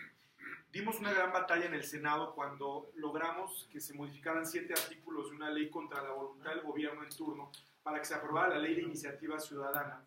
Y eso también molestó, además del esfuerzo que se hacía en todas las ciudades con los grupos a nivel local, trabajando con alcaldes, gobernadores, etc. Ellos tuvieron mucho temor de que lo que yo estuviera buscando era construir un partido político. Ellos veían en esta mina de oro una posibilidad enorme de votos para el 18, esto 2012, 13, 14. Entonces, la lógica del gobierno mexicano siempre ha sido cómo neutralizar a las organizaciones, a las redes ciudadanas que puedan ser una amenaza para los intereses del gobierno con dinero, ¿no? O sea, ellos creen y hacían comprado, cooptado, neutralizado. Lo cuento aquí rápido y muy en confianza. A mí personalmente, por eso lo puedo decir, nos pasaron 3 cosas. La primera fue, decían en el Senado, cuando estábamos peleando estas batallas, que teníamos nuestros días contados, los jóvenes de 1 millón, cuando nos llegaban al precio. Porque así funciona y a muchos, ¿no? O sea, les dan el dinero, como aquí es en la mermelada, ¿no? Y se quedan fascinados. A mí personalmente un día en una reunión me lo dicen de frente, oye, te ofrecemos esto, una cantidad muy importante, te donamos un terreno, hay una oferta como en la película El Padrino que creían que uno no puede rechazar. Y en ese momento yo les dije gracias, pero no han entendido por qué estamos aquí. Yo no voy a aceptar un peso de ustedes. No lo puedo aceptar, somos una red apartidista, ciudadana, independiente. Esto va por otro lado. Me dijeron, bueno, ¿qué otra cosa quieres? Yo les dije, no es un tema de cantidades, es un tema de convicción. No voy a aceptar, yo no me puedo traicionar ni a la gente que ha creído en esto. Y eso molestó muchísimo al gobierno porque en la lógica de ellos es, si no te controlo con dinero, ¿con qué te controlo? O sea, no te controlo en realidad porque vas a seguir haciendo lo que quieres. La segunda fue la amenaza. Nos empezaban a llamar por teléfono, nos amenazaban. Y en México, vaya que pasan muchas cosas, ¿no? Una prueba de fe. Por eso hablo del miedo, no hablo de dientes para afuera. Lo hemos vivido en carne propia. Es una prueba muy grande. Gracias a Dios la pasamos. Y la tercera, como vieron que seguíamos y no nos deteníamos, la tercera fue el castigo. Muy rápido, fíjense la maldad del sistema, lo que son capaces. La primera fue, nosotros, como una asociación civil en México, teníamos un permiso para ser donataria autorizada, entonces recibir donativos y poder fondear los proyectos. Entonces ellos dicen, bueno, si no quisiste mi dinero, el gobierno, no vas a tener el de nadie, y la forma de lastimarte es cerrar la llave del financiamiento para que nadie te pueda dar dinero. Entonces la Secretaría de Hacienda nos retira la deducibilidad para debilitarnos. Entonces yo me peleé con Hacienda 6 meses porque les decía, miren, yo personalmente pago mis impuestos. A mí el contador me manda la línea de captura y todo está en regla, en orden, no hay justificación. Claro, no era la razón esa, era una razón política. Pero bueno, peleamos. Un día me dijeron, miren, sí, todo está en orden, pero el problema es que la orden vino de arriba. Yo ya sabía de dónde. Entonces les dije, miren, díganle a quien le tengan que decir arriba que no nos vamos a quedar tranquilos hasta que esto se resuelva, y logramos pelear y resolverlo. La segunda, nos infiltró el PRI, el partido del presidente Peña Nieto, jóvenes en todos nuestros equipos en el país. Entonces imagínense, son una red que tiene ciertas características y luego se meten jóvenes de otro partido ahí a... Entonces eso confundió a mucha gente, es una estrategia perversa. Y la tercera fue que el PRI, cuando quiere crear una red para pegarnos de frente, porque realmente les molestaba lo que hacíamos, como no podían hacerlo de cero, usaron la estructura del partido. Tiene una juventud muy grande, ¿no? Los jóvenes del partido, que se llamaba Frente Juvenil Revolucionario. Entonces ellos toman toda esa juventud del PRI y le cambian el nombre. Nosotros, la red es Red 1 Millón de Jóvenes por México. Entonces ellos le cambian el nombre a su estructura juvenil y le ponen Red Jóvenes por México. Casi lo mismo. Entonces eso confunde más a la gente, ¿no? Entonces ya la gente no sabía cuál era cuál. Bueno, esa es la historia rápida. Ahí decidimos que había que replantear la estrategia sin rendirnos, porque cuando uno se rinde les da la victoria y eso no lo podíamos permitir, pero no podíamos seguir peleando de frente como estábamos, porque era muy arriesgado y porque además sabíamos eso en qué podía derivar. También entendimos que esto no iba a durar mucho tiempo y que mejor teníamos que ser más creativos y buscar incidir por otro lado. O sea, ahí es donde después viene la parte, bueno, se mantiene el instituto, creamos un observatorio de libertad económica y política que se llama Elegir, en fin, otras cosas. Y respondiendo a la segunda parte, ¿qué pasó? Bueno, la red se puso un poco en stand-by, tenemos jóvenes activos que todavía hacen una serie de cosas, no con la misma visibilidad y fuerza que se tuvo en aquel momento, pero el problema con López Obrador, pasaron varias cosas. Yo hice humanamente todo el esfuerzo posible, hice incluso una gira por todo el país, un mes antes de las elecciones, hablando con muchos grupos de jóvenes a donde me invitaban para evitar precisamente caer en eso, para activarlos, pero ya era muy difícil porque primero las encuestas lo ponían muy arriba porque llevaba más de 12 años haciendo campaña, porque los otros candidatos no eran lo suficientemente atractivos, y otra cosa clave, y con esto termino, porque hubo un pacto de impunidad entre el presidente Peña Nieto antes de la elección y Andrés Manuel.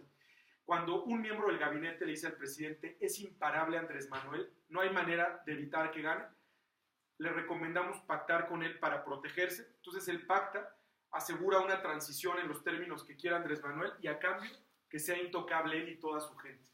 Por más corrupción que hubo en el sexenio pasado, nadie va a ir a la cárcel ni los van a juzgar porque se pactó que nadie sea tocado. Ante eso, humanamente hicimos lo que pudimos, pero ya era muy difícil, tristemente, porque ya estaba a otro nivel amarrado, ¿no? Esa es la respuesta. Muchas gracias. Vamos contigo y luego vas. Buenos días, muchas gracias. Pero algo que me interesa de la vida política de México es la transición que se da desde la historia cuando viene Pancho Villa. De la historia de Pancho Villa cuando sale por reivindicaciones sociales y todo el proceso que se da del populismo y luego cuando llega Benito Juárez. De pronto esa historia que usted conoce como mexicano nos gustaría, porque él empieza con una reivindicación social y luego todo lo que sucede cuando viene Zapata, sucede todo cuando aparecen los americanos y lo ponen a él, lo matan, lo llevan pues como ejemplo, y luego aparece el PRI. Entonces esa transición... Muy rápido, con mucho gusto, un resumen porque son varios años de historia. Andrés Manuel promete encabezar una cuarta transformación de la vida pública del país, ¿no? Él tiene una obsesión con la historia. El lema de su campaña fue "Juntos haremos historia", porque él ve mucho más hacia el pasado que hacia el futuro.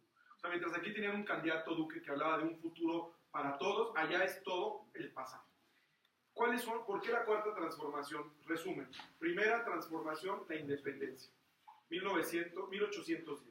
Segunda transformación, Benito Juárez, las leyes de reforma, separación, el Estado laico, que por cierto este señor que es juarista es lo más contradictorio porque, muy rápido paréntesis, todas las mañanas él decidió que él mismo es el único vocero de su gobierno.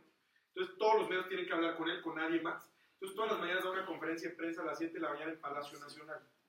Y entonces, esto se lo conté al presidente Uribe antier, ahí está Fernando es testigo, de verdad le sacamos una carcajada, se reía y se reía, dice, no puede ser, está redactando el señor una constitución moral para dictar qué es bueno, qué es malo, porque él dice, a mí no solamente me preocupa el bienestar material, sino el bienestar del alma. Con esto, ¿qué quiero decir? Que está contradiciendo una serie de cosas de lo que hizo Benito Juárez, ¿no? Porque el otro día dijo, no solo de pan vive el hombre, él es mesiánico, a ver, él es un tipo mesiánico. Entonces, bueno, viene la reforma con Benito Juárez. Luego, la tercera es la revolución, 1910. Después de la revolución, ¿cuál es la trascendencia del PRI? Que el PRI, después de años de caos en el país, donde un caudillo mataba al otro y al otro y al otro, y no se podían poner de acuerdo, en 1917 se firma la constitución política que sigue vigente actualmente, no sabemos por cuánto tiempo, y a partir de eso, el PRI se da cuenta que lo que tiene que hacer para poner orden en el país y garantizar estabilidad es institucionalizar la revolución, crear una estructura jerárquica, piramidal, de control absoluto, para que hasta arriba se pueda manejar todo a partir de sindicatos, a partir de grupos obreros, a partir de 1000 cosas, pero con una estructura muy sólida. Entonces eso pone orden en el país, duran más de 70 años, por eso Mario Vargas Llosa dice, es la dictadura perfecta, porque sin derramar sangre, mientras en toda Latinoamérica había dictadores militares, allá siempre se sabía que iba a haber una transición pacífica, porque el presidente elegía al sucesor, simulaban una elección y siempre quedaba lo que tenía que ser. Andrés Manuel se hace en el PRI, porque esa es una realidad, él se ve en el Senado, pero él se hace en el PRI, ahí se forma o se malforma, y después del PRI brinca al PRD cuando se enojan un grupo de izquierdosos y el PRI ya no lo representa y crean el PRD. En el 88, contra Salinas pierde la elección, que se dijo que fue un fraude, Cárdenas, y entonces él milita en el PRD y desde el PRD gobierna la Ciudad de México, en época de Fox presidente. Cuando se da cuenta que el PRD ya no le da, y se da cuenta también que los partidos políticos están muy desprestigiados, dice, ya no puedo competir a través de un partido, necesito crear un movimiento para que la gente lo vea más atractivo. Entonces crea Movimiento de Regeneración Nacional, Morena, que además es una trampa porque para los mexicanos la Virgen de Guadalupe significa muchísimo, la morenita. Entonces la gente dice morenita, morena, pues suena a que no, es algo cordial, es algo amable, es algo... Entonces así logra generar esa confusión, sumado a los errores de un último gobierno excesivamente corrupto, sumado a una gran desconexión entre gente que podíamos y podía hacer mucho por el país, y en ese egoísmo se guardó distancia, ¿no? Gente que por años se sintió ignorada, que se sintió, y de repente llega este señor y les dice al oído todo lo que quieren escuchar. Entonces hubo una serie de condiciones que se fueron dando en el camino que abonaron a que todo esto finalmente se concretara, ¿no? Pero ese sería más o menos un resumen. Muchas gracias. Muchas gracias. Sigue. Muchísimas gracias, buenos días.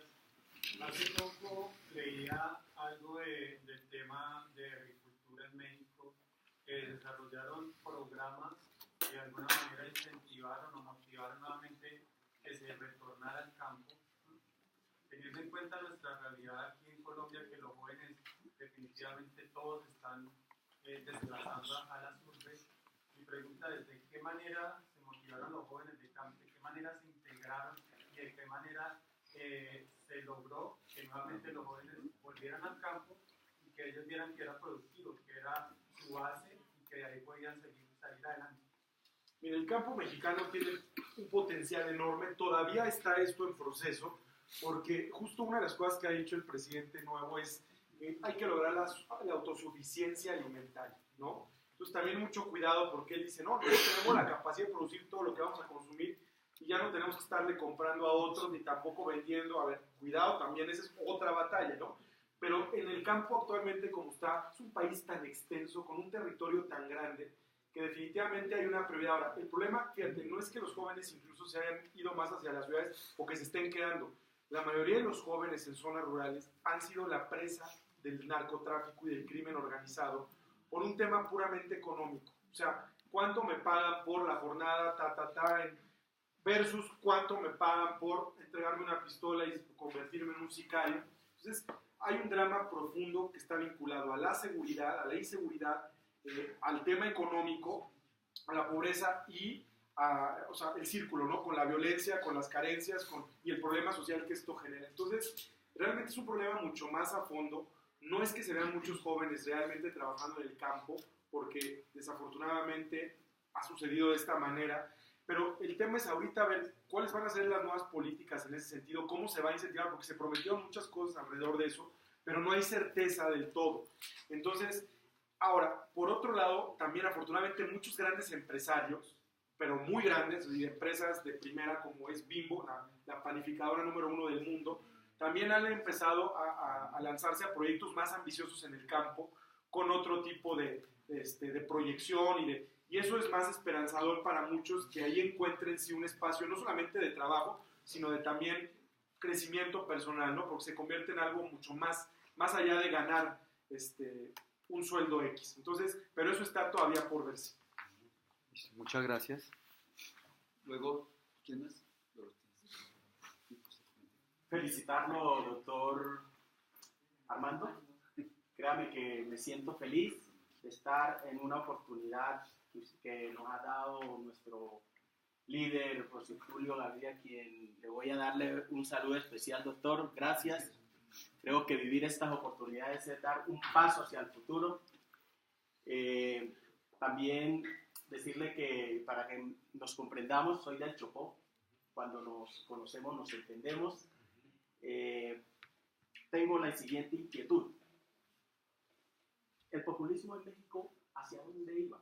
En Colombia, ¿cómo lo podemos evitar? Es esa para no extender. ¿Hacia dónde va? Más bien en México. Exactamente. Bueno, no podemos saber con exactitud hasta dónde va a llegar este señor. Sin embargo, las primeras declaraciones, medidas, decisiones tomadas son una señal de alerta. ¿Qué podemos hacer? Creo que está vinculado a lo que ustedes puedan hacer y lo que nosotros podamos hacer. A diferencia de que ustedes tienen un gobierno en turno totalmente a su favor y en la medida en la que ustedes ayuden a que también tenga éxito, nosotros ya estamos en el otro lado de la moneda, ¿no? Pero mi punto sería, lo que les he dicho, pensar de una nueva manera y más creativa en cómo involucrarse más para ayudar a que muchas de las cosas que se han puesto sobre la mesa en este gobierno sucedan.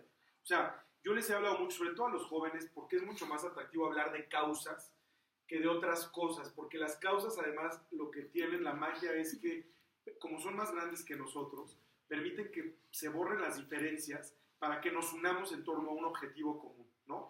Entonces yo creo que vale la pena identificar cuáles son esas causas que conectan, que entusiasman, que empoderan, que convocan, para empezar a trabajar sobre eso, y que sean causas vinculadas a los grandes temas que está promoviendo el gobierno actual del presidente Duque. O sea, porque esa es una forma directa e indirecta de ayudar a que a este gobierno tenga éxito. Hablando del poder de la atención, es urgente, y hablaba yo de la inspiración, que ustedes empiecen a construir historias de éxito por todo el país, que cuando venga un siguiente proceso electoral que señale, que critique y que diga que no es cierto, que no funcionó, que tuvo éxito, ustedes sean capaces de demostrar con hechos que estas políticas funcionan, que los ciudadanos agrupados, activos, organizados alrededor de esto, defendiendo estas causas y estas banderas, han tenido éxitos y han logrado victorias tempranas y han demostrado que se puede, para que eso sea lo que pueda convencer a otros tantos de que hay una nueva manera de hacer política, que hay una nueva manera de organizarse, que hay una nueva manera de incidir. Entonces, y si todo esto se rodea, como decía, de un nuevo lenguaje, de algo mucho más atractivo, yo creo que ustedes tienen muchísimas posibilidades de éxito en estos próximos 3 años y medio, 4. Muchas gracias. Buenos días a todos. Armando, yo solo quiero hacer una pregunta muy concreta, y es, tú hablabas de algo muy importante, y es de conectar por la emoción y luego por la razón. ¿Esto podría convertirse en un populismo en algún momento? Yo creo que siempre está el riesgo, depende de cómo se conduzca, ¿no? Y también depende, fíjate, es una gran pregunta, depende mucho de la intención del líder. ¿Por qué te digo esto? A mí me molesta mucho, es una gran contradicción que haya un presidente como López Obrador que habla de una cuarta transformación en donde nunca ha apelado a que empiece por una transformación personal, que empodere al ciudadano, en donde el gobierno facilite las condiciones para que cada mexicano pueda salir adelante sin generar tanta dependencia del gobierno. Él conectó perfectamente con el corazón, no con la razón, que más habla fatal y sus argumentos son muy estúpidos, pero él conectó acá con el pueblo. Pero el problema y la maldad y la perversión de Andrés Manuel es que lo que él busca es generar absoluta dependencia en él, o sea, ser el líder supremo, y que él decide quién es bueno, quién es malo, a quién le da un apoyo social, a quién le da una beca, a quién le da una pensión. Él, con una intención de construir clientelas electorales, no le importa, es más, no solo no le importa, está buscando perpetuar la pobreza y la ignorancia, porque las medidas económicas que está proponiendo, lo único que van a hacer es generar mayor pobreza y mayor dependencia. Y ayer anunció que cancelan o derogan la reforma educativa que se aprobó con Peña Nieto, porque la única manera en la que él puede seguir manipulando como manipula es garantizando que la gente sea ignorante y que no piense y que no tenga acceso a una buena educación. Entonces, no está peleada una cosa con otra. O sea, mi punto es, se puede conectar desde acá y luego desde acá, pero si la intención es la correcta y de verdad a uno le importa el bienestar de la otra persona, la forma de hacer las cosas va a ser muy distinta.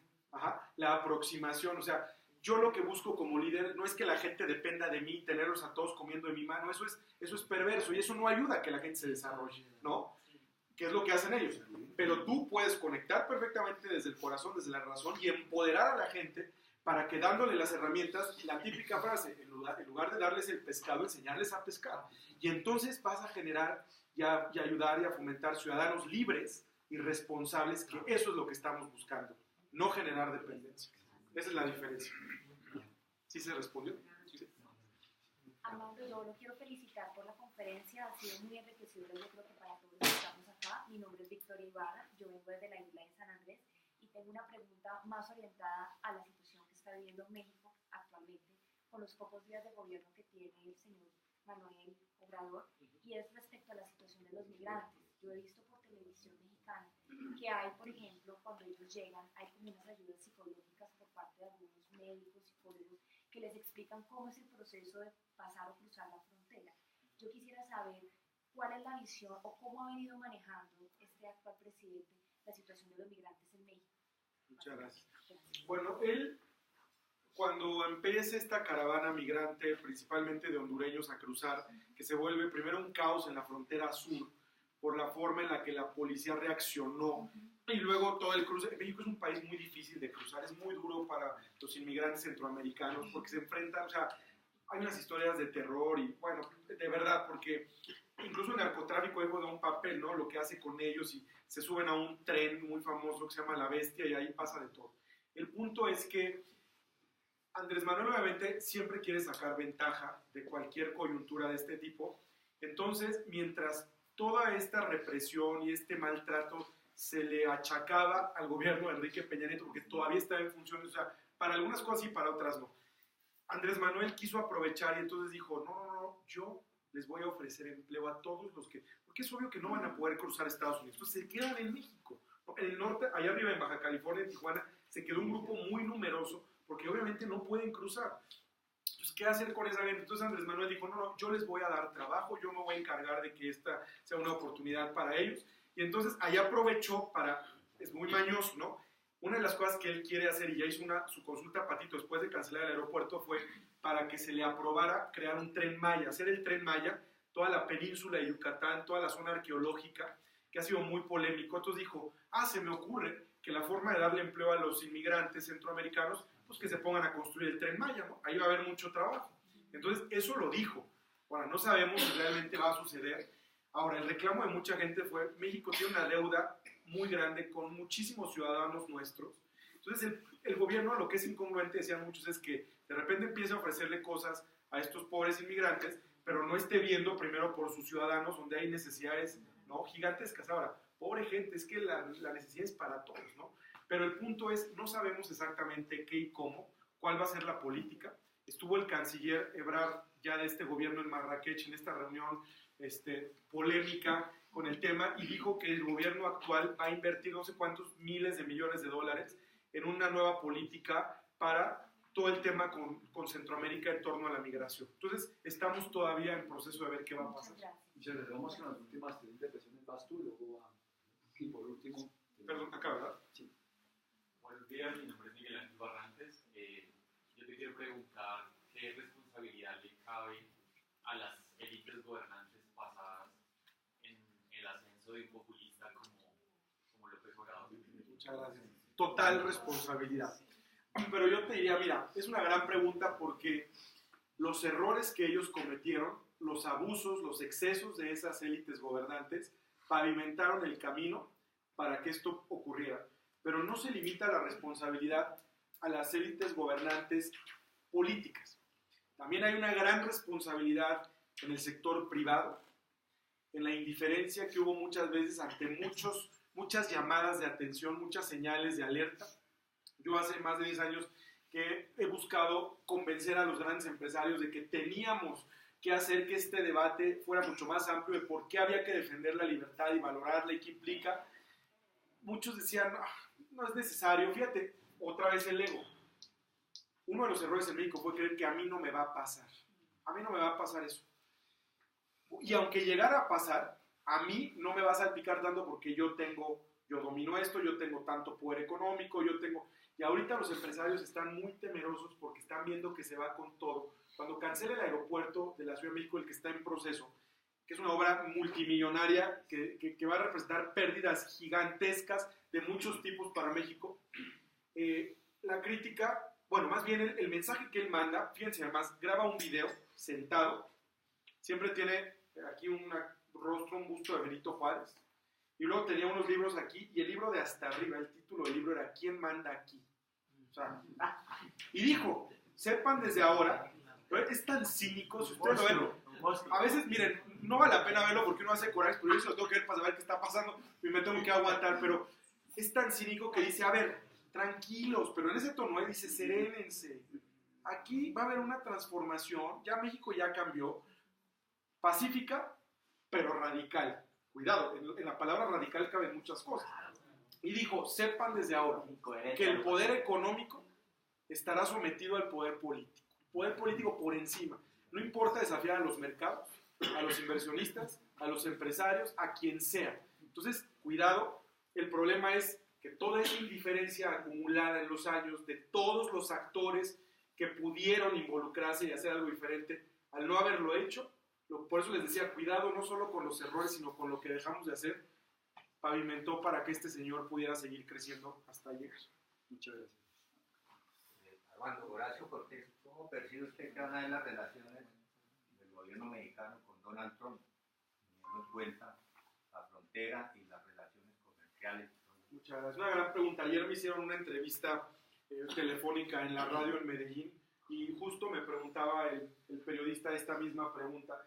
Mire, yo creo que en ese sentido ha habido señales interesantes. Primero, como candidato, le era muy redituable señalar a Trump, criticar a Trump. Un día se fue a la frontera y desde ahí lo desafió y le dijo, ¿no? Muy macho ahí, diciéndole cosas. Bueno.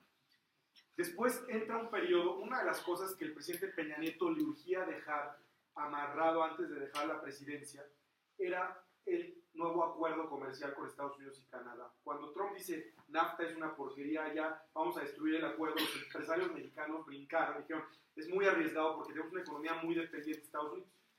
El punto fue que se empezó a renegociar, y esto es real, y hubo un momento en el que empezó a trabarse un poco, por distintas razones, es algo muy complejo.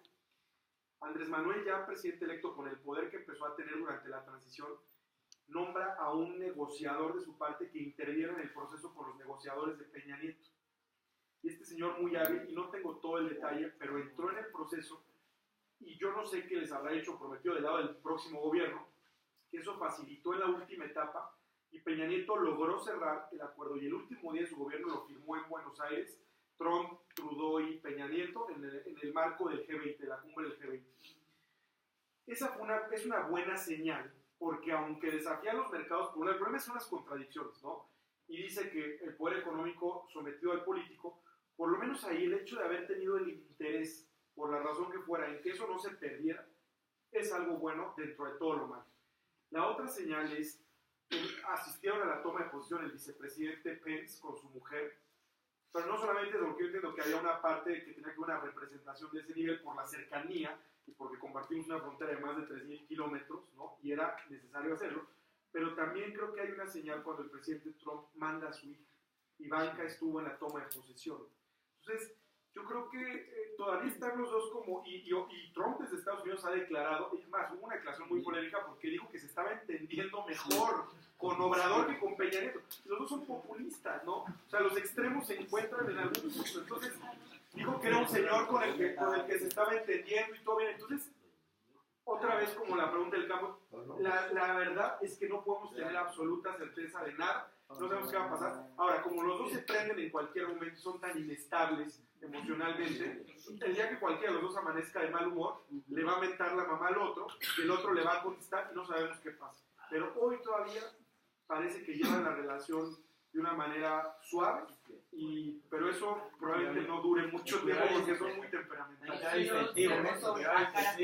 Vamos con la última intervención, hacemos el cierre, Fernando. La gran pregunta que me hago yo después de todo esto es: en México, como en Colombia, con el punto de la mermelada, los medios de comunicación, ¿qué papel jugaron? ¿Qué papel jugaron? En México. ¿O van a jugar? En Colombia siguen jugando, pero en México, ¿qué jugaron para llegar ahí? Mira, los medios de comunicación, muy rápido para ver la trayectoria. Cuando Peña Nieto gana y firma el Pacto por México, que pone las bases para empezar a aprobar todas las reformas estructurales que fueron la primera gran bandera de su administración, o sea, logra aprobar reforma energética, política, educativa, de telecomunicaciones, fiscal, laboral. Los medios dijeron, lo bautizaron como el Mexican Moment. Hay una portada en la revista Time, inclusive, que llegó a poner la foto de Peña Nieto y decía Save México. En ese momento la relación con los medios estaba en el cielo, ¿no? Todos hablaban maravillas del gobierno, nacionales y extranjeros, me refiero a los medios. Después empezaron a distanciarse cuando empiezan a salir todos los escándalos de corrupción, el tema de los estudiantes asesinados en Ayotzinapa, o sea, cosas muy crudas y muy duras, y entonces empiezan a guardar distancia, pero siempre manteniendo una relación cercana, porque los medios de comunicación en México dependen económicamente mucho del gobierno, es muy perverso, ¿no? O sea, la publicidad del gobierno representa los ingresos de los medios. Entonces, ellos dictan por donde ahora. El tema con Peña es que llegó a ser tan descarado todo, y ya tan... Sí, es que es una cosa difícil de creer, que entonces los medios, incluso con todo y todo, empezaron a asumir una actitud crítica. Cuando empiezan a ver las tendencias con Andrés Manuel y la fuerza que tiene desde la campaña, muchos empiezan a acercar, como decimos en México, para hacerle la barba, ¿no? Entonces, para empezar a acomodarse, porque acuérdense la lógica, muerto el rey, viva el rey, ¿no? Entonces, bueno, este idiota ya se va, porque así lo tacharon ya muchos medios al final, pero pues ahora vamos a acomodarnos con el que viene, ¿no? Entonces, ahora, el punto es que también otra vez, como lo hizo Peña Nieto, porque Peña Nieto se tardó más tiempo en molestar a los medios, Obrador desde la transición ya generó mucho coraje. La revista Proceso en México, que es muy famosa, de izquierda, fundada por Julio Scherer, empezó a sacar unas portadas hace como un mes contra Obrador. Entonces muchos de la izquierda de Jesús brincaban porque decían, ¿cómo un medio tan afín a nosotros de repente saca esas críticas? Pero a ver, es que está siendo tan descarado todo esto que muchos yo creo que empiezan a decir, no, mejor guardemos distancia porque si no, esto puede ser mucho peor. Yo creo que los medios van a jugar un papel importantísimo y está también por verse como esta relación con Estados Unidos, hasta dónde, porque yo sí creo que deben de ser un contrapeso. En el caso en el que no lo sean, afortunadamente hoy hay otros medios independientes, están las redes sociales, que no son suficientes, pero por lo menos tenemos algún otro espacio para poder expresar, ¿no? Entonces yo te diría más o menos, así hablando en términos muy generales, yo veo un 60-70% de medios muy alineados al arranque de esta administración, ¿no? Muy serviles ante el poder, y otros que están, no te diría en contra todavía porque no se atreven, es muy temprano, pero sí a la expectativa, alerta de a ver qué va a pasar, como para ver por dónde se van a mover. Será un gran experimento. Yo espero que la próxima vez que nos veamos contemos mejores noticias y no al revés, pero yo les quiero agradecer de corazón esta mañana. Si no hay alguna pregunta que se alcanzara a hacer, o entremos en comunicación en las redes sociales, si usan Twitter, yo todo lo contesto, soy Armando-Regil, con mucho gusto. Ahí publico las columnas, comparto mucho de lo que hemos comentado sobre las organizaciones que tenemos, lo que hacemos para informar. Armando-Regil, en Instagram, Regil, también ahí contesto los mensajes, lo que necesiten a la orden, y de nuevo muchísimas gracias por la invitación y por estos minutos compartidos.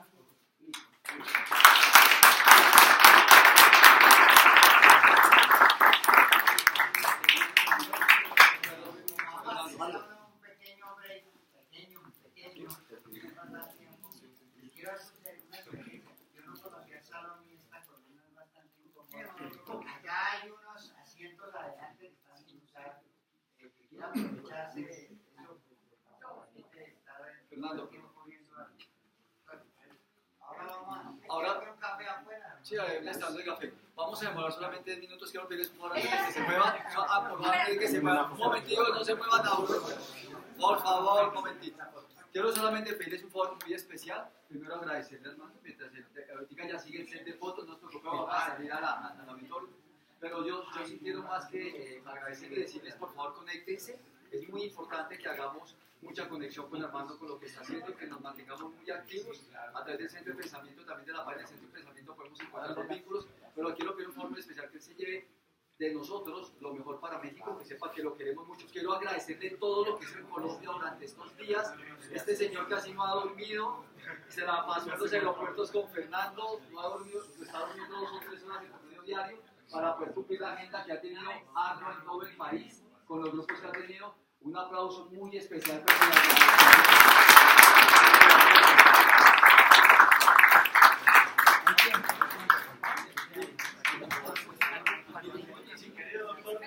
pueden salir a tomar, entonces vamos a tener 10 minutos para café. Por allá hay máquinas que les dan también alimentos y agua y otras cosas que van a estar haciendo a la derecha para las niñas, los baños al fondo a la izquierda para los señores.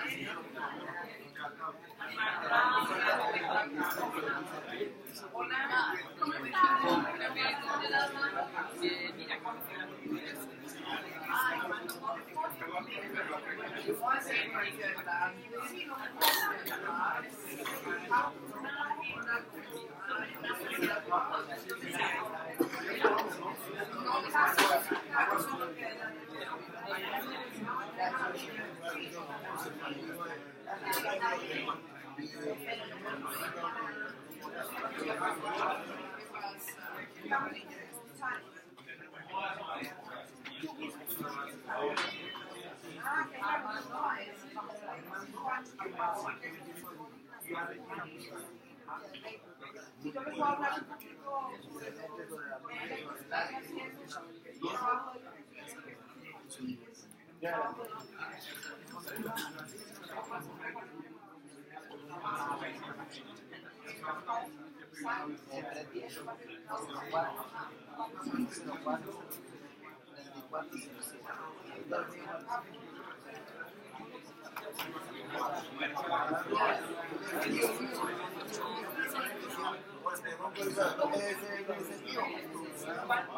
Claro, es una banda de